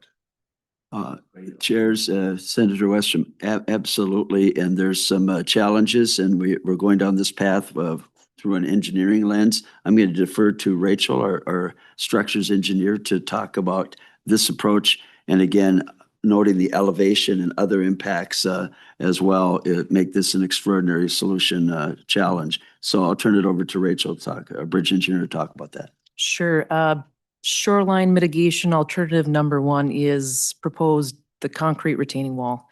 Life expectancy, actually 75 years. Will it require maintenance? At time, yeah, it probably will. Option two, which say we already had a communications with Minnesota DNR. They asked, well, what about a more natural solution, which is like the riprap, large boulders, Lake Superior, you need very large boulders. It is almost just as costly, but it's not the cost. That option is $300,000 less, but it's the excavation that you would have to do into the slope to key that in. That's what we're trying to limit here. Build the wall on the shore. There is exposed ledge rock and fill behind. Option three, technically what you were discussing or asking about is potentially a retreat. So it's relocating the burials, which is disinterment and reinterment. We had conversations with the UMD Biomedical Division, so in Duluth, and they would, at no cost, do the disinterment process up to only 3 burials. They said we would have to do a contract. It was more than that. And for an example project that they did, they actually worked with up in Alaska, they said about 30 burials would cost $200,000. So in our case, we would probably times that by 4 for a retreat with the amount of plots that are in the 2 most south blocks. The record that was provided to us from the cemetery board attorney isn't the best, but we were able to section persons' names into those plots, and on average, that's 5 per rectangle are shown in our images. So the total number that we'd have to move for the total number estimated for that we might have to remove could be over 100 burials. So it's a So significant the number. cost you're estimating that would be around 800,000. 800,000. Okay. It does, is it a solution? Retreat is a solution, but it doesn't fix the erosion. That would continue, it would be a future problem. But don't we, I mean, the erosion is happening all along the lake shore. So, I mean, it seems to me we fix the problem, the erosion of the lake shore. I mean, you could go down another mile of the same lake shore and probably find spots that are eroding. And so at some point we got to decide, is it really practical? Are we going to be able to fix, if we fix this lake shore, what stops us from fixing the next mile and then the next mile? And then the land at 10,000 lakes has other lake shore. I mean, there is natural erosion that happens. And so I guess I'm struggling with this, and appreciate that feedback. Mr. Chair, maybe to the motion. You know, this was a project that was in our list. I just was looking it up, and we've only 6 of us even selected it for presentation.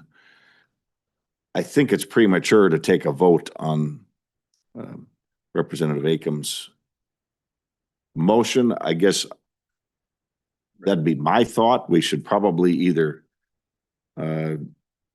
get into our next discussions and figure out even if they're going to be in line for a presentation. But that may not even make that cut list, which does make this feel like it's another way to bypass the regular process. And I do question how relevant this project is and the kind of barn door we're flirting with opening if this is approved. And so I'd leave my comments at that right now, but I would be inclined when the discussion is done to either lay this motion on the table until further discussion happens on today's agenda, or at a future meeting. But I just don't, I'm not getting the feel for this project to be an emerging issue that we should deal with today and bypass the process. It's not like a newfound disease that just hit the ducks in our state, or avian influenza that came about 5-10 years ago when we started the emerging issues. So I'm hesitant at this point, and because I'm hearing that from a lot of other members, but I'll let others discuss it. Sure. And yep. Maybe in the interest of time, Mr. Chair, we might want to put all of these motions to the next meeting. Yeah. Under a future agenda. We already have a motion at hand by Chair Albright, so we're gonna vote on her motion. Well, Mr. Chair, yes. Is there anybody else that wants to discuss it? Because I'm going to make a motion to lay it on the table or postpone it if the discussion is over. So before you go to a vote, I saw Representative Lee. You have a question, or you raise your hand, or? Thank you, Mr. Chair, and so when I served on here, I don't think we have the emerging program. So it's not a thing that I'm familiar with the intent of it, but I'm sympathetic. I mean, clearly, but I'm very much in the camp of Senator Westrom, I think, on this on capital investment, we toured Duluth, and I've never seen rocks as big as they've put on that shoreline. And I get it, you want to protect your downtown, but I don't know how far you're going to go. I mean, I'm sure it's going to be a challenge when you get to the property on the other side of the creek there at Glensheen. And, but I don't know if I do kind of have a question. Have you pursued, through Legacy, there's historical grant money available. And I don't know, because it's private, so I'm very confused to how that would proceed. So more than likely it wouldn't work, and it's a pretty big number, 800,000. I think the grants were smaller, to move the bodies or to do that. I guess I don't want to get into long questions. I don't think we're ready. I think I would support the motion if you were to make it by Senator Westrom at this time. Okay, Chair Albright, any comment on your motion, or Senator Westrom, you're making a motion to? Mr. Chair, on this. I could just ask Director Nash a question before I make a motion. And I think we're all struggling with this a little. Director Nash, can you remind me of an upcoming meeting if we were to postpone this agenda item till the next meeting, or a near next meeting? I don't think the next meeting is, we start reviewing presentations, correct? Director? Mr. Chair and members, correct. The next scheduled meetings are June 24th through July 1st. We're going to be discussing whether we need all of those days in one of our next agenda items, but those are the ones that are on the calendar right now. We will have some business on those days, and then the majority of them will be spent on presentations. So, Mr. Chair, Senator Mr. Westrom. Chair, I guess my motion at this time, I don't know exactly what the motion is that I want, but I don't want to vote on this right now, but I don't want. Director Nash, if I can ask you another question, seems like we have done business, and you said we are doing business. Seems, my recollection is we either often do it at the end of the day after presentations.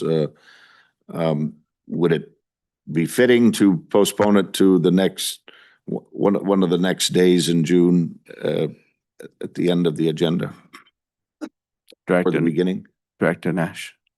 Mr. Chair and members, I think if members would like to do that, we certainly can make that happen. Representative Scrabba. If you wanted to, if you made a motion to table the funding recommendations till time specific, then that would kind of quash everything we're doing. Because the table is a non-debatable motion and it kind of puts it all out. If that's what the body wants to do. Yeah, so. In Mr. Commissioner Chair and Senator. Commissioner Reese. And I think if I move to postpone it to a certain time, that is a debatable motion. So I guess that's what I'm trying to lay on the table right now would be non-debatable, I believe. And I'm not trying to step on Representative Akam's motion either way. I think she's trying to find a navigation as well. And I'm not comfortable quite. Chair Albright motion. Chair Albright, sorry. Oh, I'm calling you, sorry. Yeah, that's right. So Commissioner Reese. Feel good. Commissioner Beaman. Thank you, Mr. Chair. I just wanted to be clear or clarify whether what is being postponed is the vote on this particular one or voting on all three of the things we heard today. The motion has not been made yet. No. So, Commissioner Reese. Move the table. Can you specify whether it's just what Commissioner Beaman just asked? The current motion, okay. Table the motion. And that's non-debatable. So we'll go straight to a vote.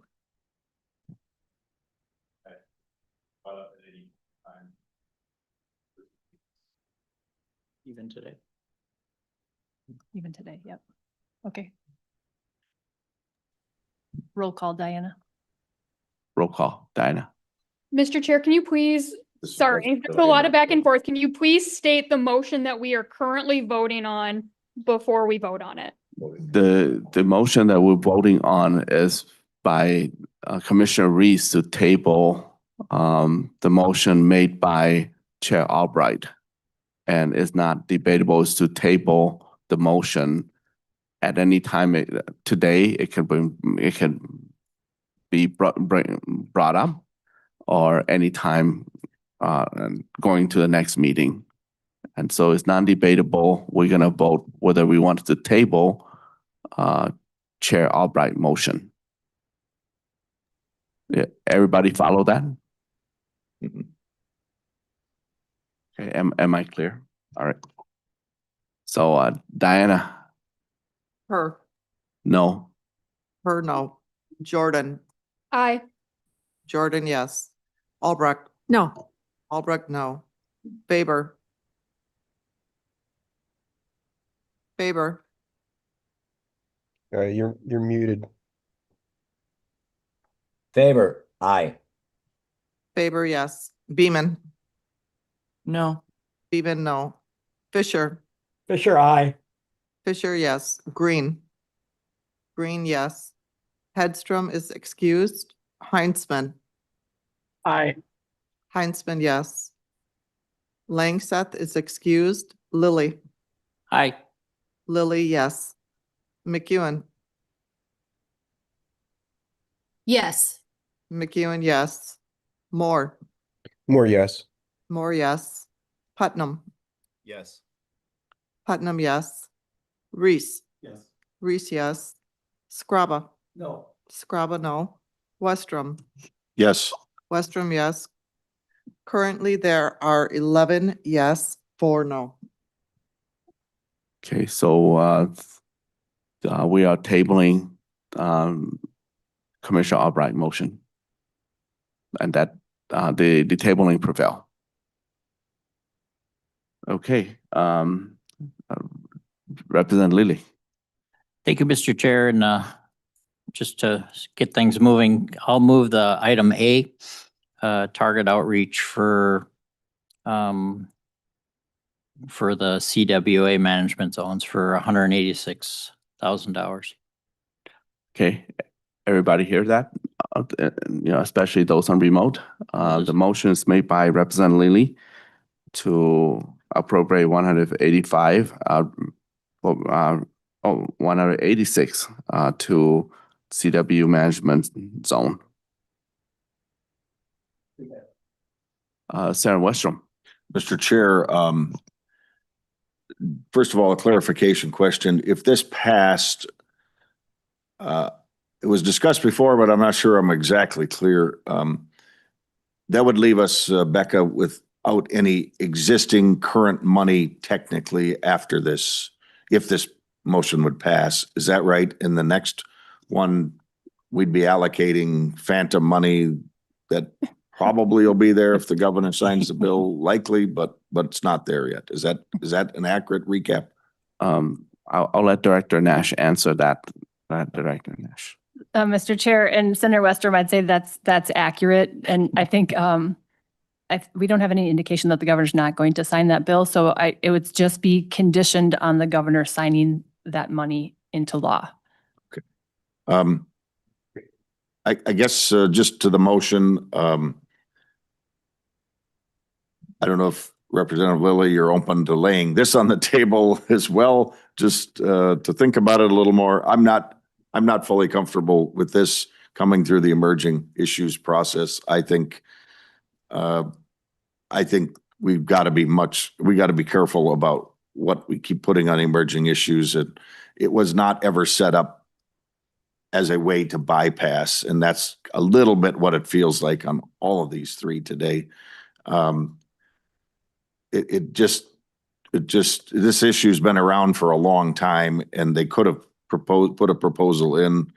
It wouldn't be that big of a delay if it even made it through the cut of the process. So for that reason, I'm not at the point of supporting this one yet today, and I guess I'd leave it for others. But Representative Lilly, if you'd be open to a lay on the table, I think it might just be good to move on and let a bunch of us think on it a little bit more. But it would also might be appropriate for all of these three motions to do later in June when the bill has been signed. Just some thoughts, but I'll let you respond or others comment. Representative Lilly. Thank you, Mr. Chair, and thank you, Senator Westrom. Yeah,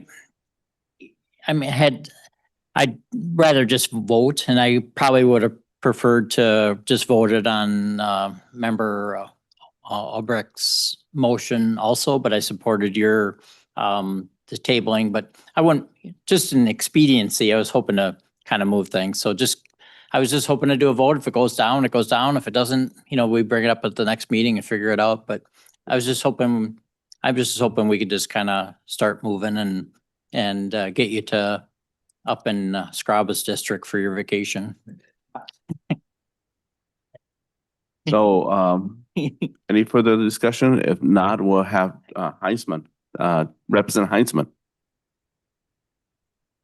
Thank you, Chair. I raised my hand to echo Senator Westrom's thought that I do feel we need to be more deliberative on these three projects. I understand how they come to the agenda. A very, very select few decide whether or not we're going to have the conversation that we're having today. And we're going to be voting to move things forward, which I understand, Representative Lilly, your desire to just have this done and to vote. But I do think that the issue is greater than just the projects being discussed today. I do not think that anyone can make the argument, especially on the projects, for example, the Duluth project, which again, on a personal level, we may have a desire to support one thing or another, but we do have to have the bigger picture in front of us and what the emerging issues accounts were created for. And if now cemeteries can be lining up for support when I think Commissioner Reese had suggested there may be an impact due to severe storms or erosion and other scenarios in communities all over the state, the precedent really is concerning. And sure, we can go ahead and vote to move all these things forward at one point or another. But I do think that this isn't the process that those that, and I was a part of creating the, if my recollection is correct, I believe I had that opportunity to discuss and be a part of creating the emerging issues account. It wasn't these kinds of things coming through jumping the line. Yep. And we do need to have, I think, discussion in a longer format, how this may need to be looked at more closely, and there needs to be better guidelines statutorily if we can't, as a body, the LCCMR, as commissioners, see what's going on here. And again, we all get our vote today, but it will have implications beyond today. That's my comment. Thank you. Thank you. Representative Lilly, you hold on to your you hold on to your motion and we'll vote, or you? Thank you, Mr. Chair. I guess I was wrong. I was just kind of hoping we could kind of zip through the votes. But if we're all going to spiral into talking, I don't know, maybe maybe a win and we just pull it. But I would just hope that we could just vote, and if it dies, it dies, and we take it up next meeting. If Let's it do that. doesn't, I don't know. That's just my Commissioner thought. Beaman. Thank you, Mr. Chair. Yeah, my feeling was that at least as to the first two presentations, we heard very thorough presentations. We had a very thorough opportunity to ask questions and clarify. So I thought for the motion to take them one by one, particularly with the motion right now on the CWD management zones, I feel as though we have the information we need to decide whether it fits this fund, whether it fits emerging issues, whether it fits with anybody's individual view of the project. And so I was hoping we could at least vote on the first two. And the third is a much more complicated one. I agree with the cemetery. And if that one wants to be held, I would support that as well. But I would really like to vote on the first two, up or down. Okay, well, then let's take Director Nash. Just, we've done a nose count here and looks like we have 15 people present. So the motion would need 9 yeses in order to prevail. Okay. Diana? Albrecht, No. Albrecht, no. Jordan, No. Jordan, no. Her, Lillian, motion, yes. her, yes. Faber, Faber, no. Faber, no. Beaman, Yes. yes. Fisher, Fisher, no. Fisher, no.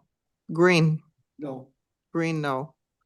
Hedstrom is excused. Heinzman, No. Heinzman, no. Langseth is excused. Lilly, Yes. Lilly, yes. McEwen, I did not hear what this motion is. I'm not even sure what I'm voting on. Director Nash, can you repeat the motion one more time?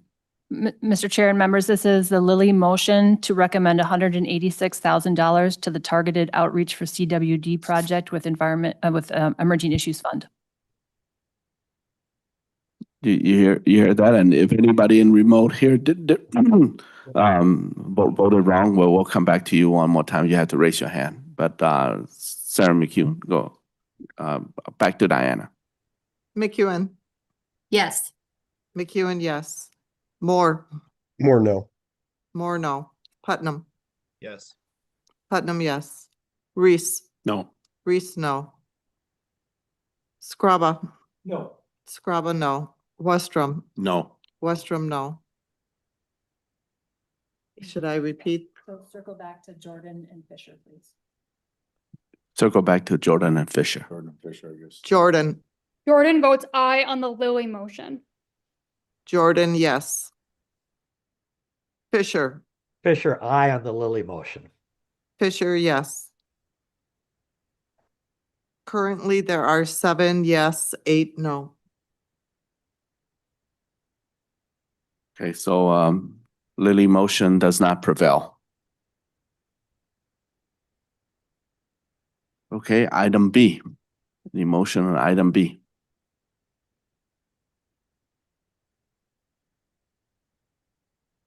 Representative Lenny? I'll just move it for the vote. All right. And Director, can you phrase the motion made by Representative Lilly? Representative Lilly moves to recommend $117,000 to the Accelerating the Revegetation of Peatland Restoration Project to enhance success from the Emerging Issues account. Okay, everybody follow that, especially those on remote? Okay, Diana, roll call. Albrecht, Yes. Albrecht, yes. Jordan, No. Jordan, no. Her, Yes. Her, yes. Faber, Faber, yes. Faber, yes. Beeman, Yes. and yes. Fisher, Fisher, no. Fisher, no. Green, No. Green, no. Hedstrom is excused. Heinzman, Heinzman, no. Heinzman, no. Langseth is excused. Lilly, No. Lilly, no. McEwen, No. McEwen, no. Moore, More no. Moore, no. Putnam, No. Putnam, no. Reese, No. Reese, no. Scrabba, No. Scrabba, no. Westrom, No. Westrom, no. Currently, there are 4 yes, 11 no. Okay, item B does not prevail. And item C, it's Representative Scrabba. Thank you, Mr. Chair. I just wanted to clarify the one of the motions before I voted against the tabling thing was because I felt if we're going to table one, table them all. That was my feelings. That's why I voted, with against the other ones. But now we're doing exactly what I think we should have done. Just take each one and vote it, and it goes up, it goes up, it goes down, and go down. Move on. Now, does that mean Representative Scrabba, you want to bring the third item for a vote, or you would still keep that on the table? Yeah, let's just do it. We'll bring it Okay. up off the table, please. All right, and do we need a vote for that, Director? Yeah.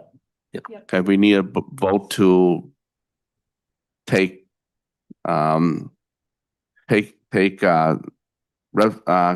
Albright motion off the table. Correct. Correct. Yep. Yes, motion- Commissioner Albright. Thank you, Representative Scrabba, for bringing this motion back. I'm with you. We're here to do this business today. I'm not sure what other information will come between now and June 27th or the end of this meeting or anything else. There might be something, but I'm happy to take the vote today, so thank you. Commissioner Reese. Thank you, Mr. Chair. One of the points that was brought up earlier is that the governor has not signed this bill yet. We do not have the funding in place.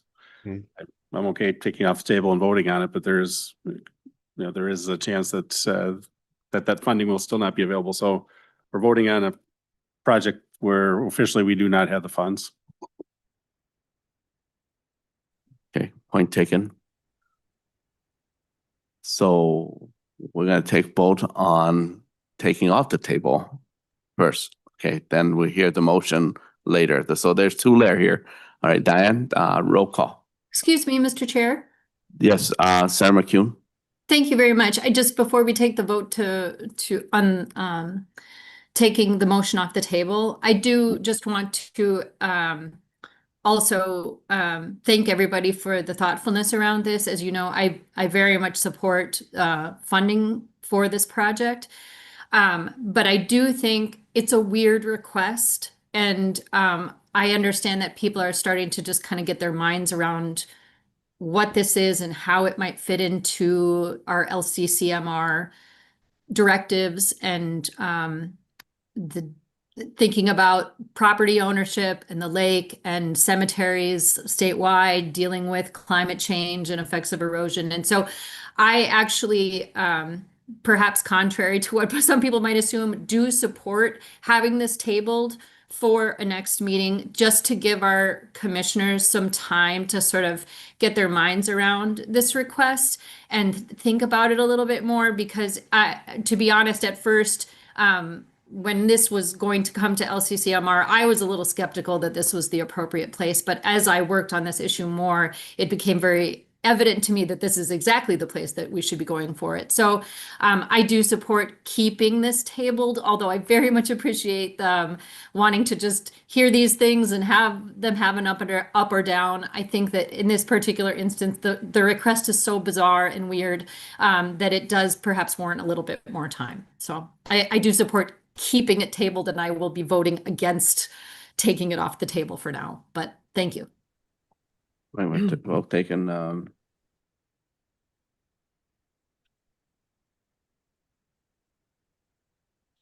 Let's go straight to the vote. Okay, we'll go straight to the vote. Albrecht. Yes. Albrecht, yes. Jordan. No. Jordan, no. Her. Her no. Her, no. Faber. Faber, aye. Faber, yes. Beeman. No.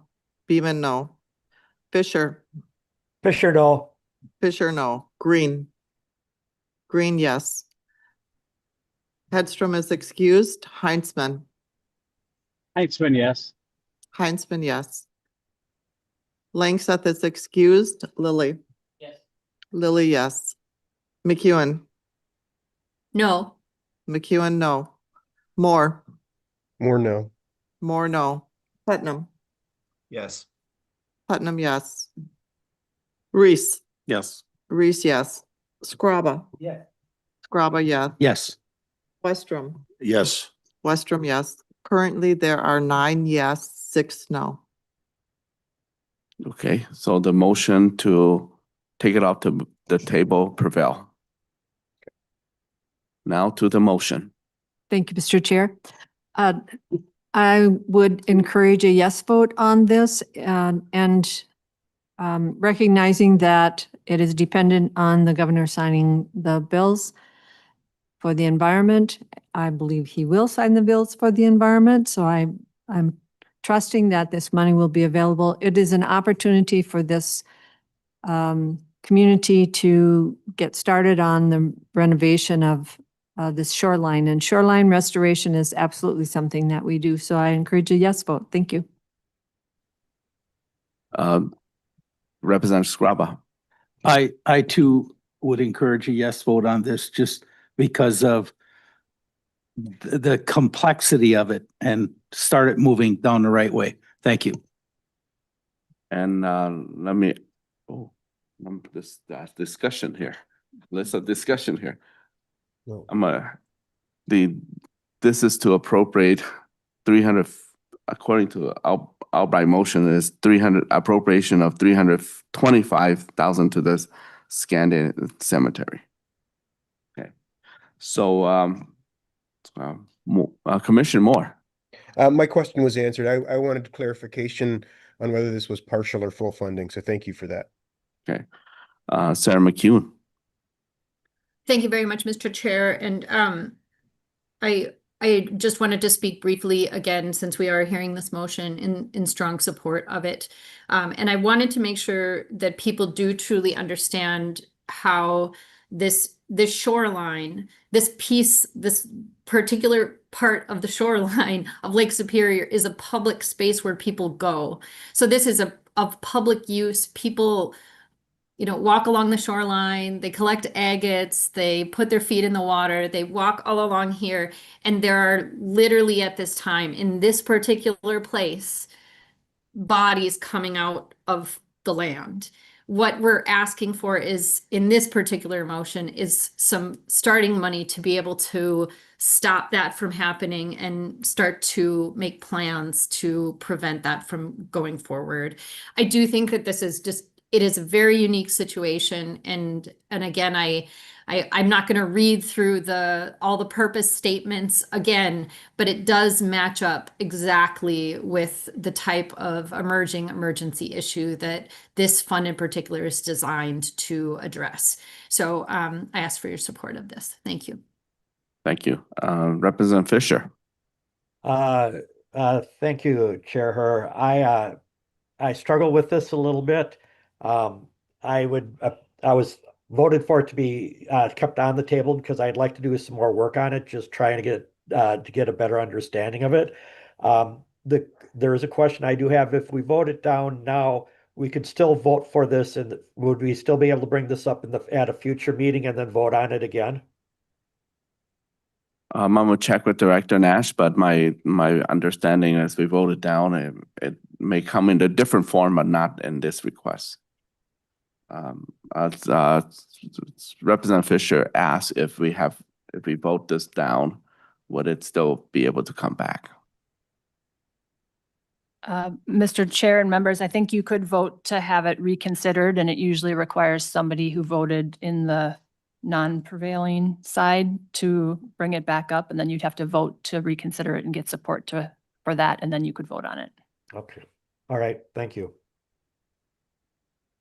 All right, members, Representative Heisman. Thank you, Chair.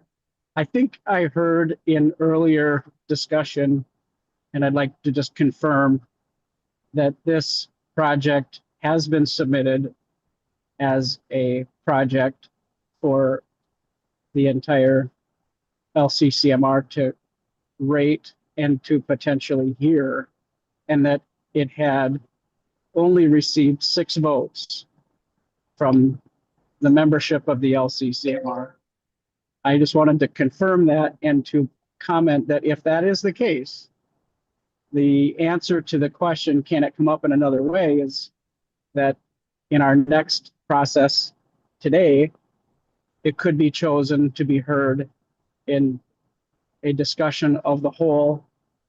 And I believe that would be a more appropriate process than to jump the line and to continue forward as an emerging issue. Again, this is obviously going to be decided by the group today, but it does seem that that is an alternative option to creating a precedent that we're now going to be funding these kinds of projects at the LCCMR for cemeteries. And it certainly, you can count on it, will be noticed, and you will be seeing more of these kinds of things coming if we act in this way. That's my comment. Thank you, Mr. Chair. Thank you very much. Any further discussion on this? Otherwise, going to go to the vote. And it's not a full amount that is requested by St. Louis County, but is $325,000 as a startup money for the Scandia Cemetery, which, well, the whole project itself could be confusing, but the shoreline belong to the public. So, I would support the 225 appropriation for a startup on this issue. And then we can decide the, whether we want to bring it back in for presentation later and the three little body, miniature body that we have in here in our committee. So let's do a roll call on Chair Albright motion. Diane? Albrecht, Yes. Albrecht, yes. Her, Yes. yes. Jordan, No. Jordan, no. Faber, Faber, no. Faber, no. Beeman, Yes. Beeman, yes. Fisher, Fisher, no. Fisher, no. Green, No. Green, no. Hedstrom is excused. Heinsman, Heitzman, no. Heinsman, no. Langseth is excused. Lilly, Yes. Lilly, yes. McEwen, Yes. McEwen, yes. Moore, More yes. Moore, yes. Putnam, No. Putnam, no. Reese, No. Reese, no. Scrabba, Yes. Scrabba, yes. Westrom, No. Westrom, no. Currently, there are 7 yes, 8 no. Okay, thank you. The Albright motion does not prevail. We're done. Okay, Let's go. so we're gonna jump to item number 8 now. We're an hour more behind schedule. We'll have Director Nash walk us through on the item number 8, which will require action. Okay, Mr. Chair, and for the sake of time, I think what we would recommend, if okay with you, that we combine agenda item 8 and agenda item 10. It is the same memo that you would be working from, and maybe just while we have that memo open and we're talking about it, we can make all the 3 action item decisions that are there. And then after that, we will try to quickly finalize the selections, which will include some brief recess so that you can caucus to decide what those additional projects are. So if you haven't already thought about those 3 projects that you want to convince your peers to add on, you might want to be doing that while we're in this next agenda item so that we can use the time and be out of here by our 12 o'clock adjournment. So Mike Campana is going to walk us through agenda item 8 and 10. Mr. Campana. Thank you, Mr. Chair. So agenda item 8 and agenda item 10 is a continuation of your discussion from last meeting on the process you will be following to lead to your recommendations. So I'm going to be covering what's in the memo that's titled Proposal Evaluation and Recommendation Process Part 2. And we're going to start with action item number 1, which is the process that you're going to be following for presentations. So I'm just going to briefly summarize that. So the proposed process is presentations will be held via Zoom. Members could attend in person or remotely. However, the chair would be in person. 6 members, including the chair, would need to attend in person for the meeting to be hybrid. No PowerPoints will be used. Presentations will be scheduled in 15-minute increments with 5 minutes for presentation and 10 minutes for questions and answers, with its discretion to go over the allotted time if needed. There will be a 30-minute lunch break. This is essentially the same process the commission has followed in previous years. The proposed process will allow for a maximum of 30 presentations per day, assuming the day begins at 9 a.m. and ends at 5 p.m. On any given day, less presentation time may be available so the commission can conduct other business. If for any reason the commission would like to reduce presentation time for some category of proposals, staff would recommend that the time be reduced to 10 minutes, so 5 minutes for presentations and 5 minutes for questions. Just as a reminder, there are currently 6 days scheduled for presentations, so June 24th through the 27th, June 30th, and July 1st. That's the basic process in front of you. I'm happy to answer any questions. If members would like to present a motion, there is a sample motion in the memo available. Any question, any discussion, Chair Albright? I'll move to adopt the presentation format and timing that includes 5 minutes for presentation and 5 minutes for questions and answers. Okay, Senator Westrom. Mr. Chair, I was contemplating that as well, just maybe to bring a little history. to the situation. I'm wondering if maybe somewhere in the middle would make a little more sense, just to keep us on track or time, and not to be felt like we're so rushed that you can't ask questions, because traditionally some come through and one or two questions, and some might not even have questions because they just are that straightforward, small amount of money, whatever it is. Others, we do get 5, 6 questions sometimes, and it balances out. But we used to, I think, do Becca 20 or 30-minute, 20-minute presentations, 30-minute presentations. So we're down quite a bit to the 15 minutes already. Just an idea, maybe we do 12 minutes, which would still give you 5 per hour, comes out perfect on an hour, giving 5 minutes per presentation and 7 minutes for questions. I realize it's just, we're kind of parsing minutes here, but it's nice to stay on track, and it's nice to not feel like you're always being pushed to quit asking questions if you have questions. So that's the balance I'm trying to figure out. I'd listen to others comment, but I'm not 100% against the 10-minute, but I'm a little concerned that we're going to set ourselves up to be so jam-packed that we either going to go till 6 or 7 at night, or we're going to just start having to cut people off questions. And that is our time to ask questions. Thank you, Senator Westrom. I just want a little bit more information from Director Nash about the past amount of time that we allot for. Great. And Mr. Chair and members, and Senator Westrom's right. I think we have played with the time over the years. The last several years, we've landed on 15 minutes, and that seems to have given enough time to get questions answered. We do allow, of course, especially for big projects, the chair has the discretion to go over that time.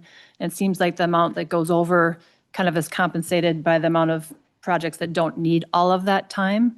So the 15 minutes does seem to have met the members' needs. From my perspective over the last several years, what the members have done in the last couple of years is, I believe, for the small projects, there has been a suggestion that they be treated a little differently, and that for those small projects, they all be clustered together and perhaps they have shorter time. So we weren't clear with the motion, Member Albrecht, if you meant 10 minutes for all of the proposals, or if you were saying 10 minutes for just the small proposals. Chair Albright. Thank you for that question. Yeah, I think the small proposals, and in the spirit of cooperation, I'm happy to amend my motion to suggest that we have 5-minute presentations and 7-minute question Q&A, with the understanding that Senator Westrom would really help the chair meet those timelines. In a spirit of cooperation, would be all on board with that. I agree. With chair discretion, we'll work with Senator Westrom. All right. So Albright, Senator Westrom. Mr. Chair, I'm usually not the one that's going over, but once in a while I'll stand guilty as charged. But Is that debatable? thank you. But Mr. Chair, Becca, Director Nash, what was it you were proposing for the small ones? Because I do think they could be shorter, and I thought, if I'm reading the memo, I thought it did have a shorter time. Was it 5 minutes total for them, or 7 minutes total for them? And I do think we should stick with that. Seemed to work pretty well on the small ones. Yeah. And Director Nash. Mr. Chair and members, and I might need to ask for staff backup on this. I think there was a shorter time, but I think it was maybe 7 minutes. It was I'm going to ask Mike Campana if he can answer that question, please. Mr. Campana. So Chair Harris, Senator Westrom, last year, there was a shorter time for small projects selected by 6 or more members. That time was 8 minutes, so 5 minutes for presentation and 3 minutes for question. I will point out that 8 minutes is very difficult for staff to schedule, which is why we suggested if you're going to use a shorter time frame, we'd ask if it would be 10 minutes. It makes scheduling much easier for staff than the minute by minute increments. But yes, there were shorter presentations last year for small projects selected by 6 or more members. so, Mr. Chair, Senator Westrom. Mike, are you saying 10 minutes for everything or 10 minutes for the small projects just because it's easier to schedule? Mr. Campana. Chair Harris, Senator Westrom, that is completely at your discretion. We just ask if there is a shorter time frame scheduling wise, it would be better if it was a 10-minute increment, whether it's all projects are 10-minute increments or it's 10 minutes for a certain category like small projects. Okay. And so in your situation, I mean, we'd be extending 2 minutes on all the small projects, which I thought the small projects seemed to work well at 8, but so I'm reluctant to go to 10 just because then we schedule more time, but I get what you're saying. But are you saying then 12 minutes would be hard to schedule? Because I mean, it fits out on an hour, but it's 5 projects per hour instead of 6 or 4. Mr. Campana. Chair Harris, Senator Westrom, 12 minutes is certainly better than 8, but the even increments of 10 minutes does make it much easier for us to put a presentation schedule together, but 12 minutes would be preferable to 8, certainly. Okay. So Mr. Chair,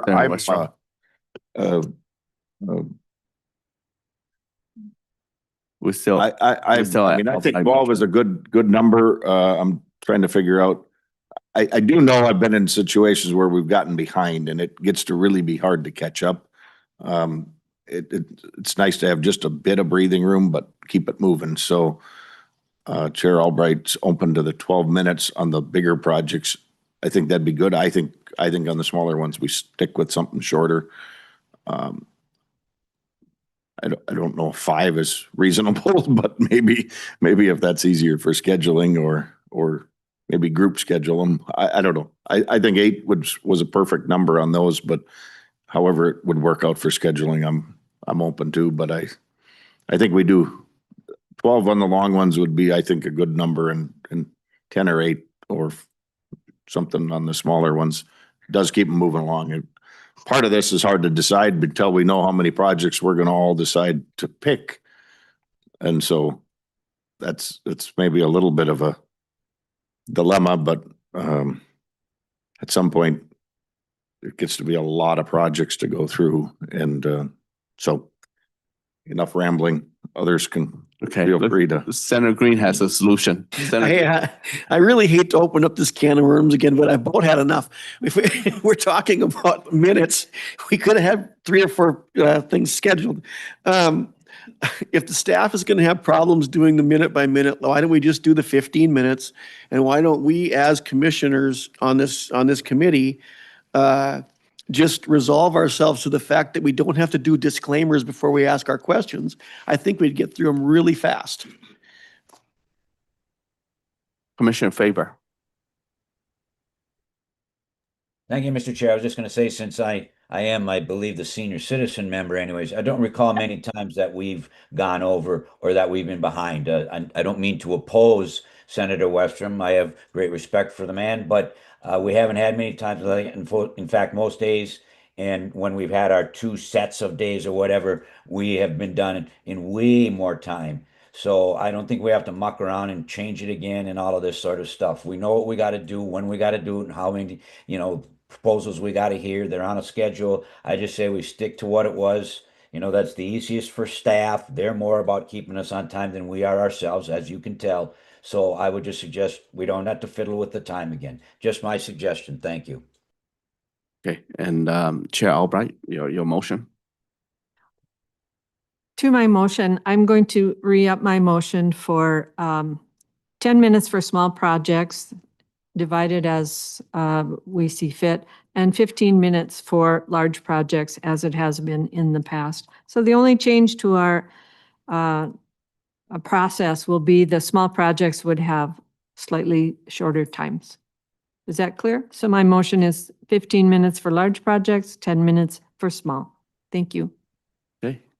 All right, now roll call. Diana. Yes. Let me start over. Albrecht. Yes. Albrecht, yes. Her, Yes. yes. Jordan, Yes. Jordan, yes. Faber, Faber, aye.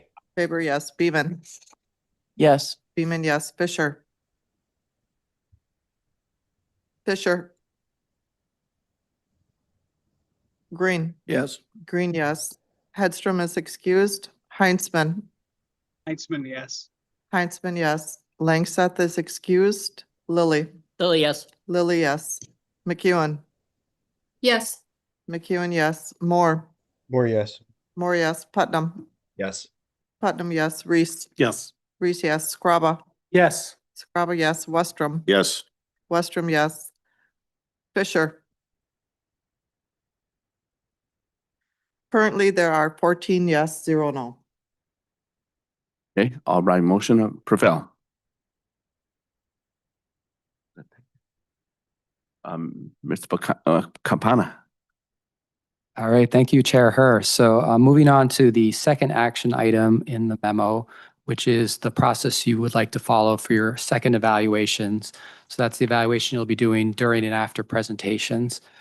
So I'm going to walk through here what the proposed process is. And just to let everybody know, this process is identical to the process you've followed in recent years.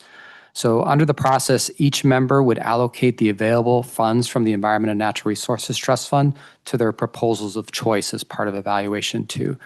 So allocating funds to a proposal would do two things. One, it would indicate that the member is supporting funding for that proposal. And secondly, it would indicate the funding level they believe is appropriate for that proposal. When a member is allocate all their funds available, their evaluation would be complete. And there are a number of conditions that would apply to those allocations. Number one, no more than the requested amount could be allocated to a proposal. Only the full requested amount could be allocated to a proposal in category G, i.e. the small projects, so proposals for $300,000 or less. Third, allocations for all other proposals may not be less than $300,000. So that is, no proposal requesting more than $300,000 could be allocated funds at a level less than $300,000. Fourth, there will be a $50,000 buffer for mistakes made during the allocation process. If the buffer is not needed in the end, the commission may either allocate it to another proposal or it will be allocated to the emerging issues account. Fifth, allocations will be rounded to the nearest $1,000. Sixth, members may allocate available Environmental and Natural Resources Trust dollars to the emerging issues account or to legislative direction, i.e. sort of ENRTF dollars for the legislature to solely determine how to appropriate. Seventh, members may leave funds unallocated, so you do not have to use the full $103 million. And eighth, there will be proposals for the LCCMR administrative budget, if applicable, and the DNR contract. So those will be included in the recommendations at the requested amount. So you would not be asked to allocate funds to those two proposals, but they would move forward in the evaluation number 2 process. So what members would do is complete those evaluations. Staff would then compile them into a report to be used for your allocation decisions. The report would show the number of members allocating funds to a proposal and the average amount allocated by those allocating funds to the proposal. So that is, if a member did not choose a proposal and did not allocate any funds to the proposal, that would not be averaged into the average dollar amount. So it wouldn't count as a zero. It would just be the ones allocating funds for that proposal that would be used to create the average of allocation amount. Then staff would rank the proposals from high to low according to the number of members supporting funding for that proposal. I know that sounds a little complicated, especially for new members. I did include in your packet an excerpt from last year that sort of shows what the table looked like, or the first and last pages of those tables showed. So that might also help members visualize what we're talking about here. But that is the proposed process in front of you right now. And as I said, it is identical to what you've done the last few years. Oh, Commissioner Reese. Thank you, Mr. Chair. I'll move action item 2.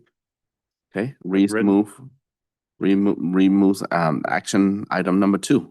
You can read the motion on the page here. So roll call. Or any question from members on the motion? We're good. Diana?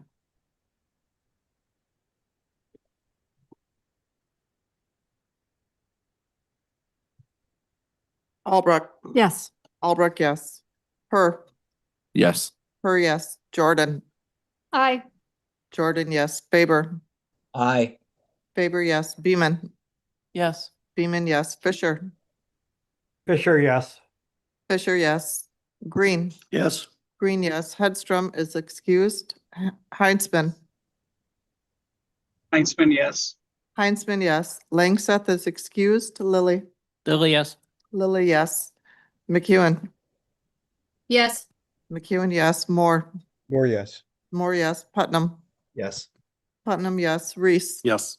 Reese, yes. Scrabba. Yes. Scrabba, yes. Westrom. Yes. Westrom, yes. Currently, there are 15 yes, 0 no. Okay, and motion prevail on evaluation 2. Mr. Capana.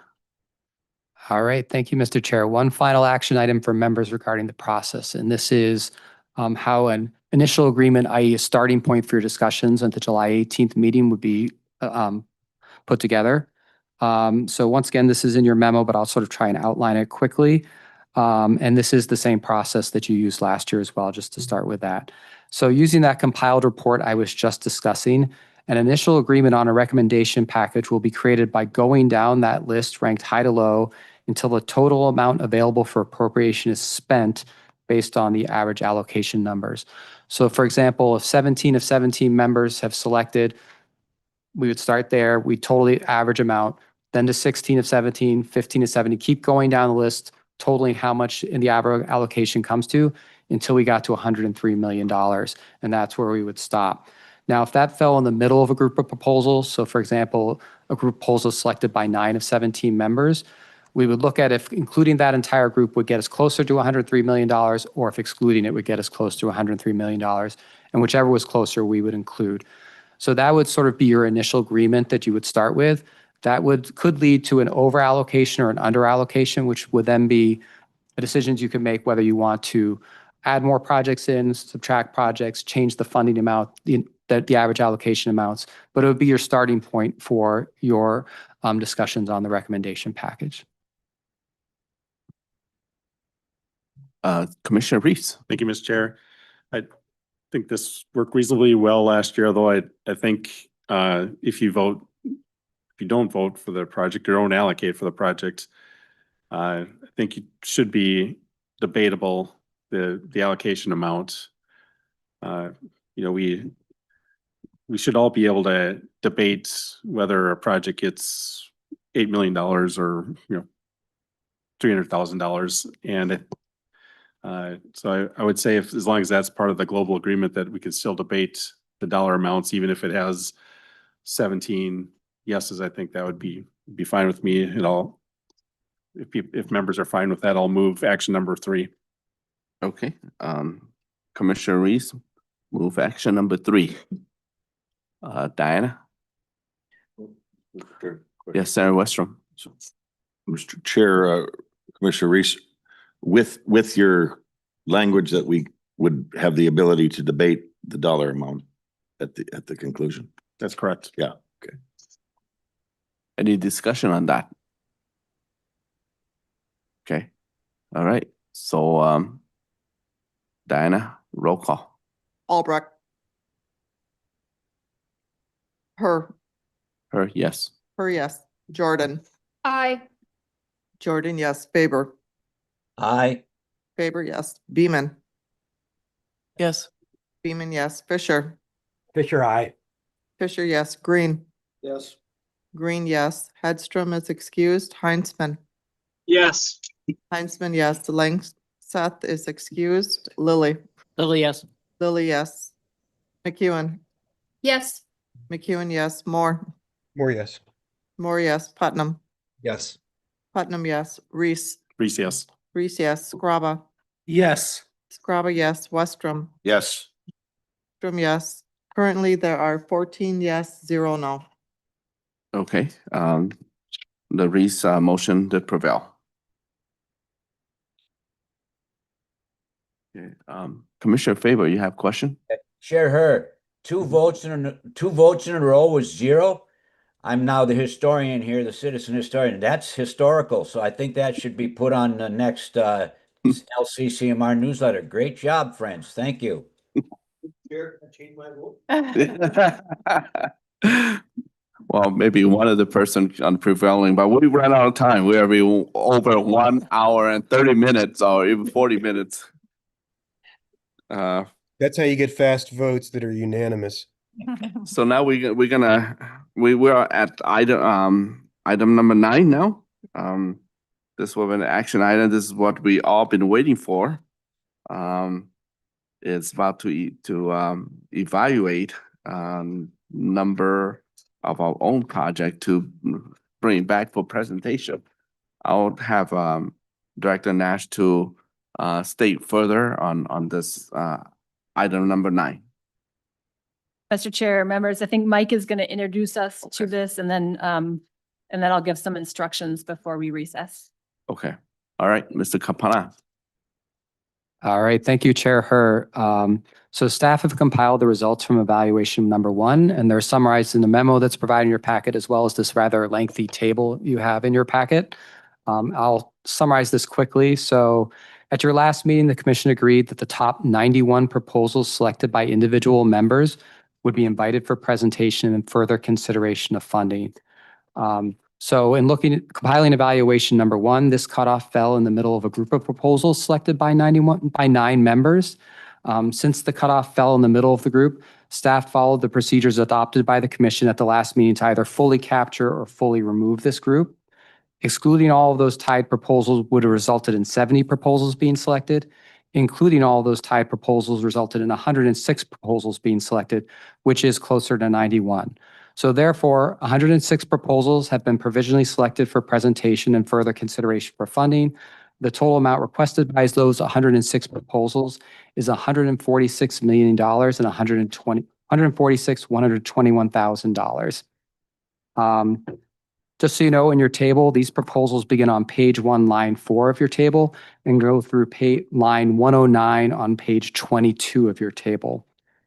Just to point out, in addition, 3 proposals will move forward automatically. The DNR grants unit request to help administer pass-through funding, LCCMR administration, if any additional funds are needed for that, and the emerging issues account as a proposal.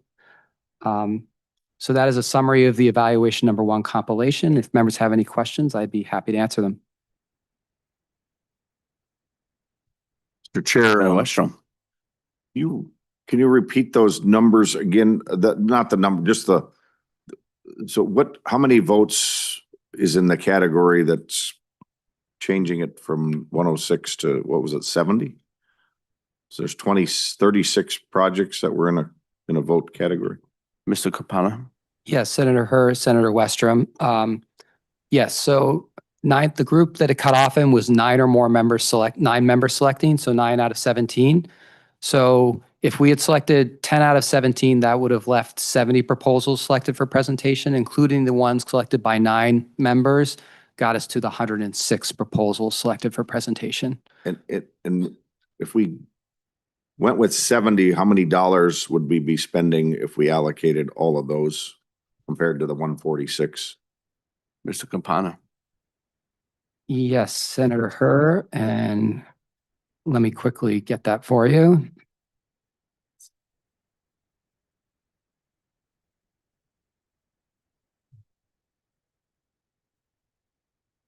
If you went with the cutoff at 10 out of 17 members, it would be about $93 million. And I guess where I'm going with my question or comment is, I would probably suggest for starters, until we break into our groups, I would be more supportive of us using 10 as the cutoff then with 70 projects, and then see what we come up with after citizens, House and Senate groups, respectively caucus. I'm wondering if there'd be support for that among members. I know the dilemma is the money, the dollars are already overspent by quite a bit if we just go with 9 and above. And number 2, it gives us a little more ability to hear from members and what they might know about a project, and something they might have more interest or knowledge of. And so I guess for the purpose of moving forward, I would just, are we at a point for a motion, or is there more you need to go through, Mike? So Westrom, just question for you then. My question, are you saying that instead of 9, we're gonna give 10, right? What's that? Instead of 9 project, you're gonna increase to more, you're gonna add one more to 10? Is that? No, well, Mr. Chair, I'm suggesting on evaluation 1 that we approve projects that got 10 votes or more, which would be 70 total. And then we go into our caucuses, which gives us a little bit more room to decide beyond 3, if 3 is a pretty small number. And it also leaves us quite, some money on the bottom line. We can always add group 9 back in when we rediscuss, but just to move things along, I would propose, make a motion that we approve projects, the 70 projects that had 10 votes or more commission members, and subject to discussing 9 after we've caucused. Okay, any discussion on the Western motion? Mr. Chair. Senator Green? Yeah, I would support that motion. I think that makes sense because the 10 out of the 17 actually get us right up there to close to 100,000. So we're not that far off. If we take the 9, then we're way over, and then we got to start deducting. So it'd be better to add than try to cut, I think. So. Shelley, do you have? Representative Scrubba. Thank you, Chair. So what happens to the ones that drop off from 9? Do we have to put them on the list again? Or are you just doing this for the purpose of getting more on the list? And then when we get, instead of 3, we have 4. And when we go back to the original 9 and then add what we just added, and then we go weed through all of those to find out what gets funded. Is that what you mean? Right. Okay. And Representative Skirba, Yeah. we may come back and say, let's still all add 9, but after we caucus, maybe each of us come up with 5 projects that the Senate wants to see, or the House, or the citizens. And then we can reevaluate where we're at dollars and number of projects at that point, and see if it makes sense to add all of 9 back in, or maybe there's some consensus that 3 under 9 are just not worth, not what we want. I guess we can have that discussion afterwards. And, Okay. And we're not trying to back our way in. This is by no means setting a final a precedent, right? That we can't come back. Final list. No, Okay, it just good. gives us more room in caucuses to have a little more flexibility to discuss it among our respective groups. Thank you. Thank you.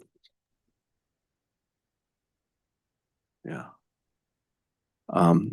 So Westrom, just to contrast with your motion that you made, because we're now to very, very short of time, and when we take a recess, I'm probably gonna, instead of 20 minutes, I'm probably gonna do it 15 minutes and coming back. So, if you can withdraw your motion, and we're just do the traditional way and go to recess so we have more time. Say that again, Mr. Chair. I said, if we do your motion, it'll take us a little bit more time than we need to. It would take more than 20 minutes. So I would say if you just stick with the plan that we have, and not go with your motion.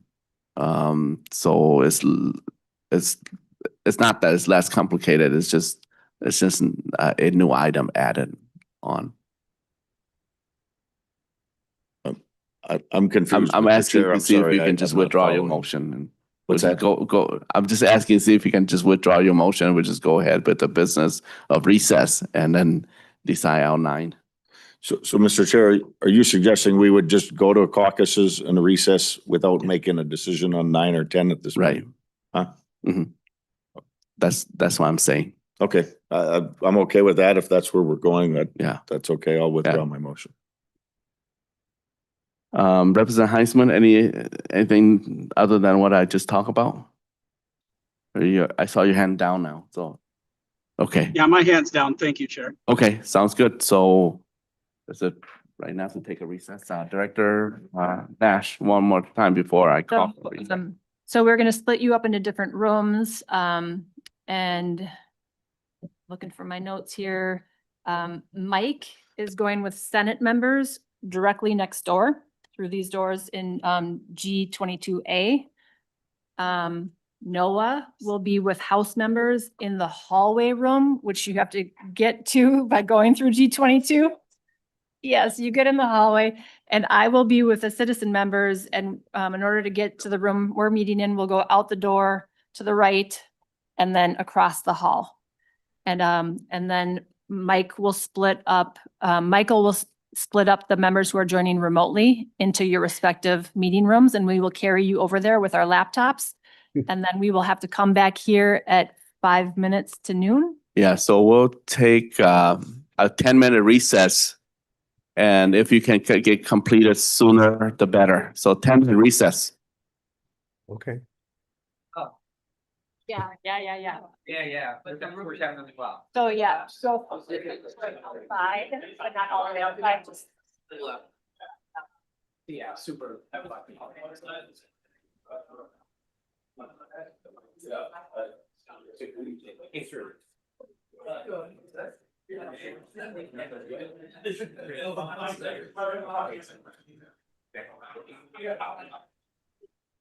you for doing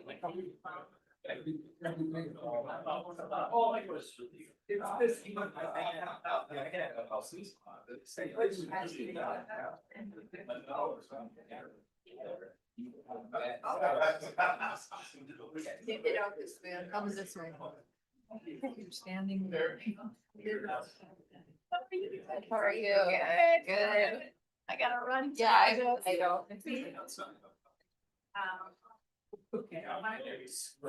Allison, thank you.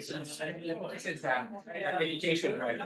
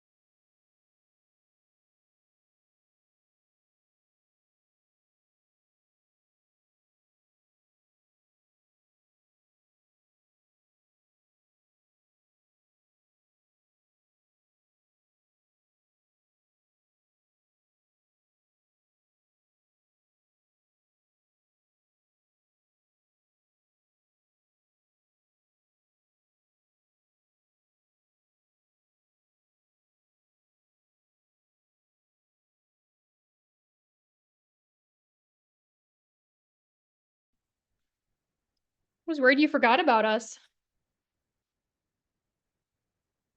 We all thought the same thing.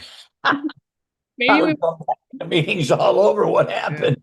Yeah, Bill and I made a whole bunch of decisions. Yeah, exactly. We made some serious executive decisions. and I'm sure they're exactly the same as the decisions the House and the Senate made. Exactly. Absolutely.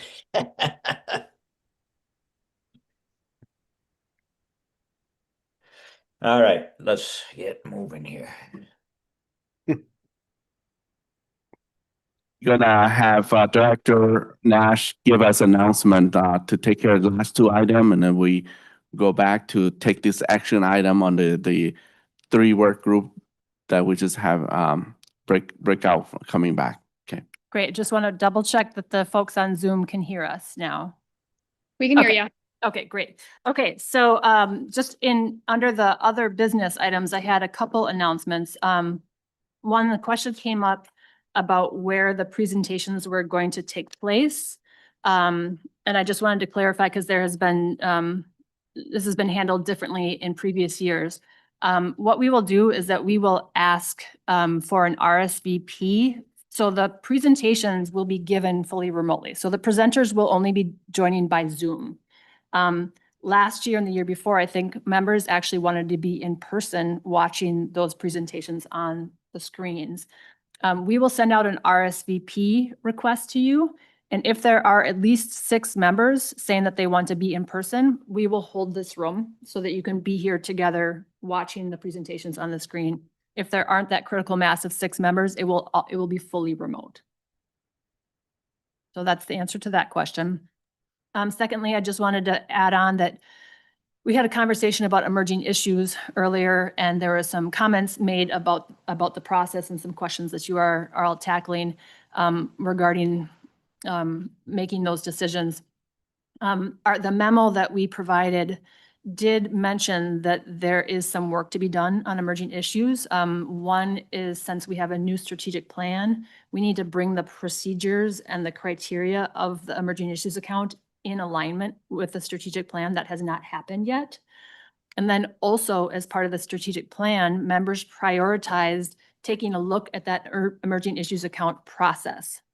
And so if there is interest among the members, staff would welcome a motion for staff to come back to you at a later meeting with some of that work, either to align with the strategic plan and or to give you some options about that process, and we can reserve time to have discussion about that. So we have staff working on finishing up the calculations of the selections. I don't know if we have more time to do that today. That might be something that we want to, if you want to make a motion, we could do that at another meeting or potentially right now if you're interested. Yeah, let's do it now.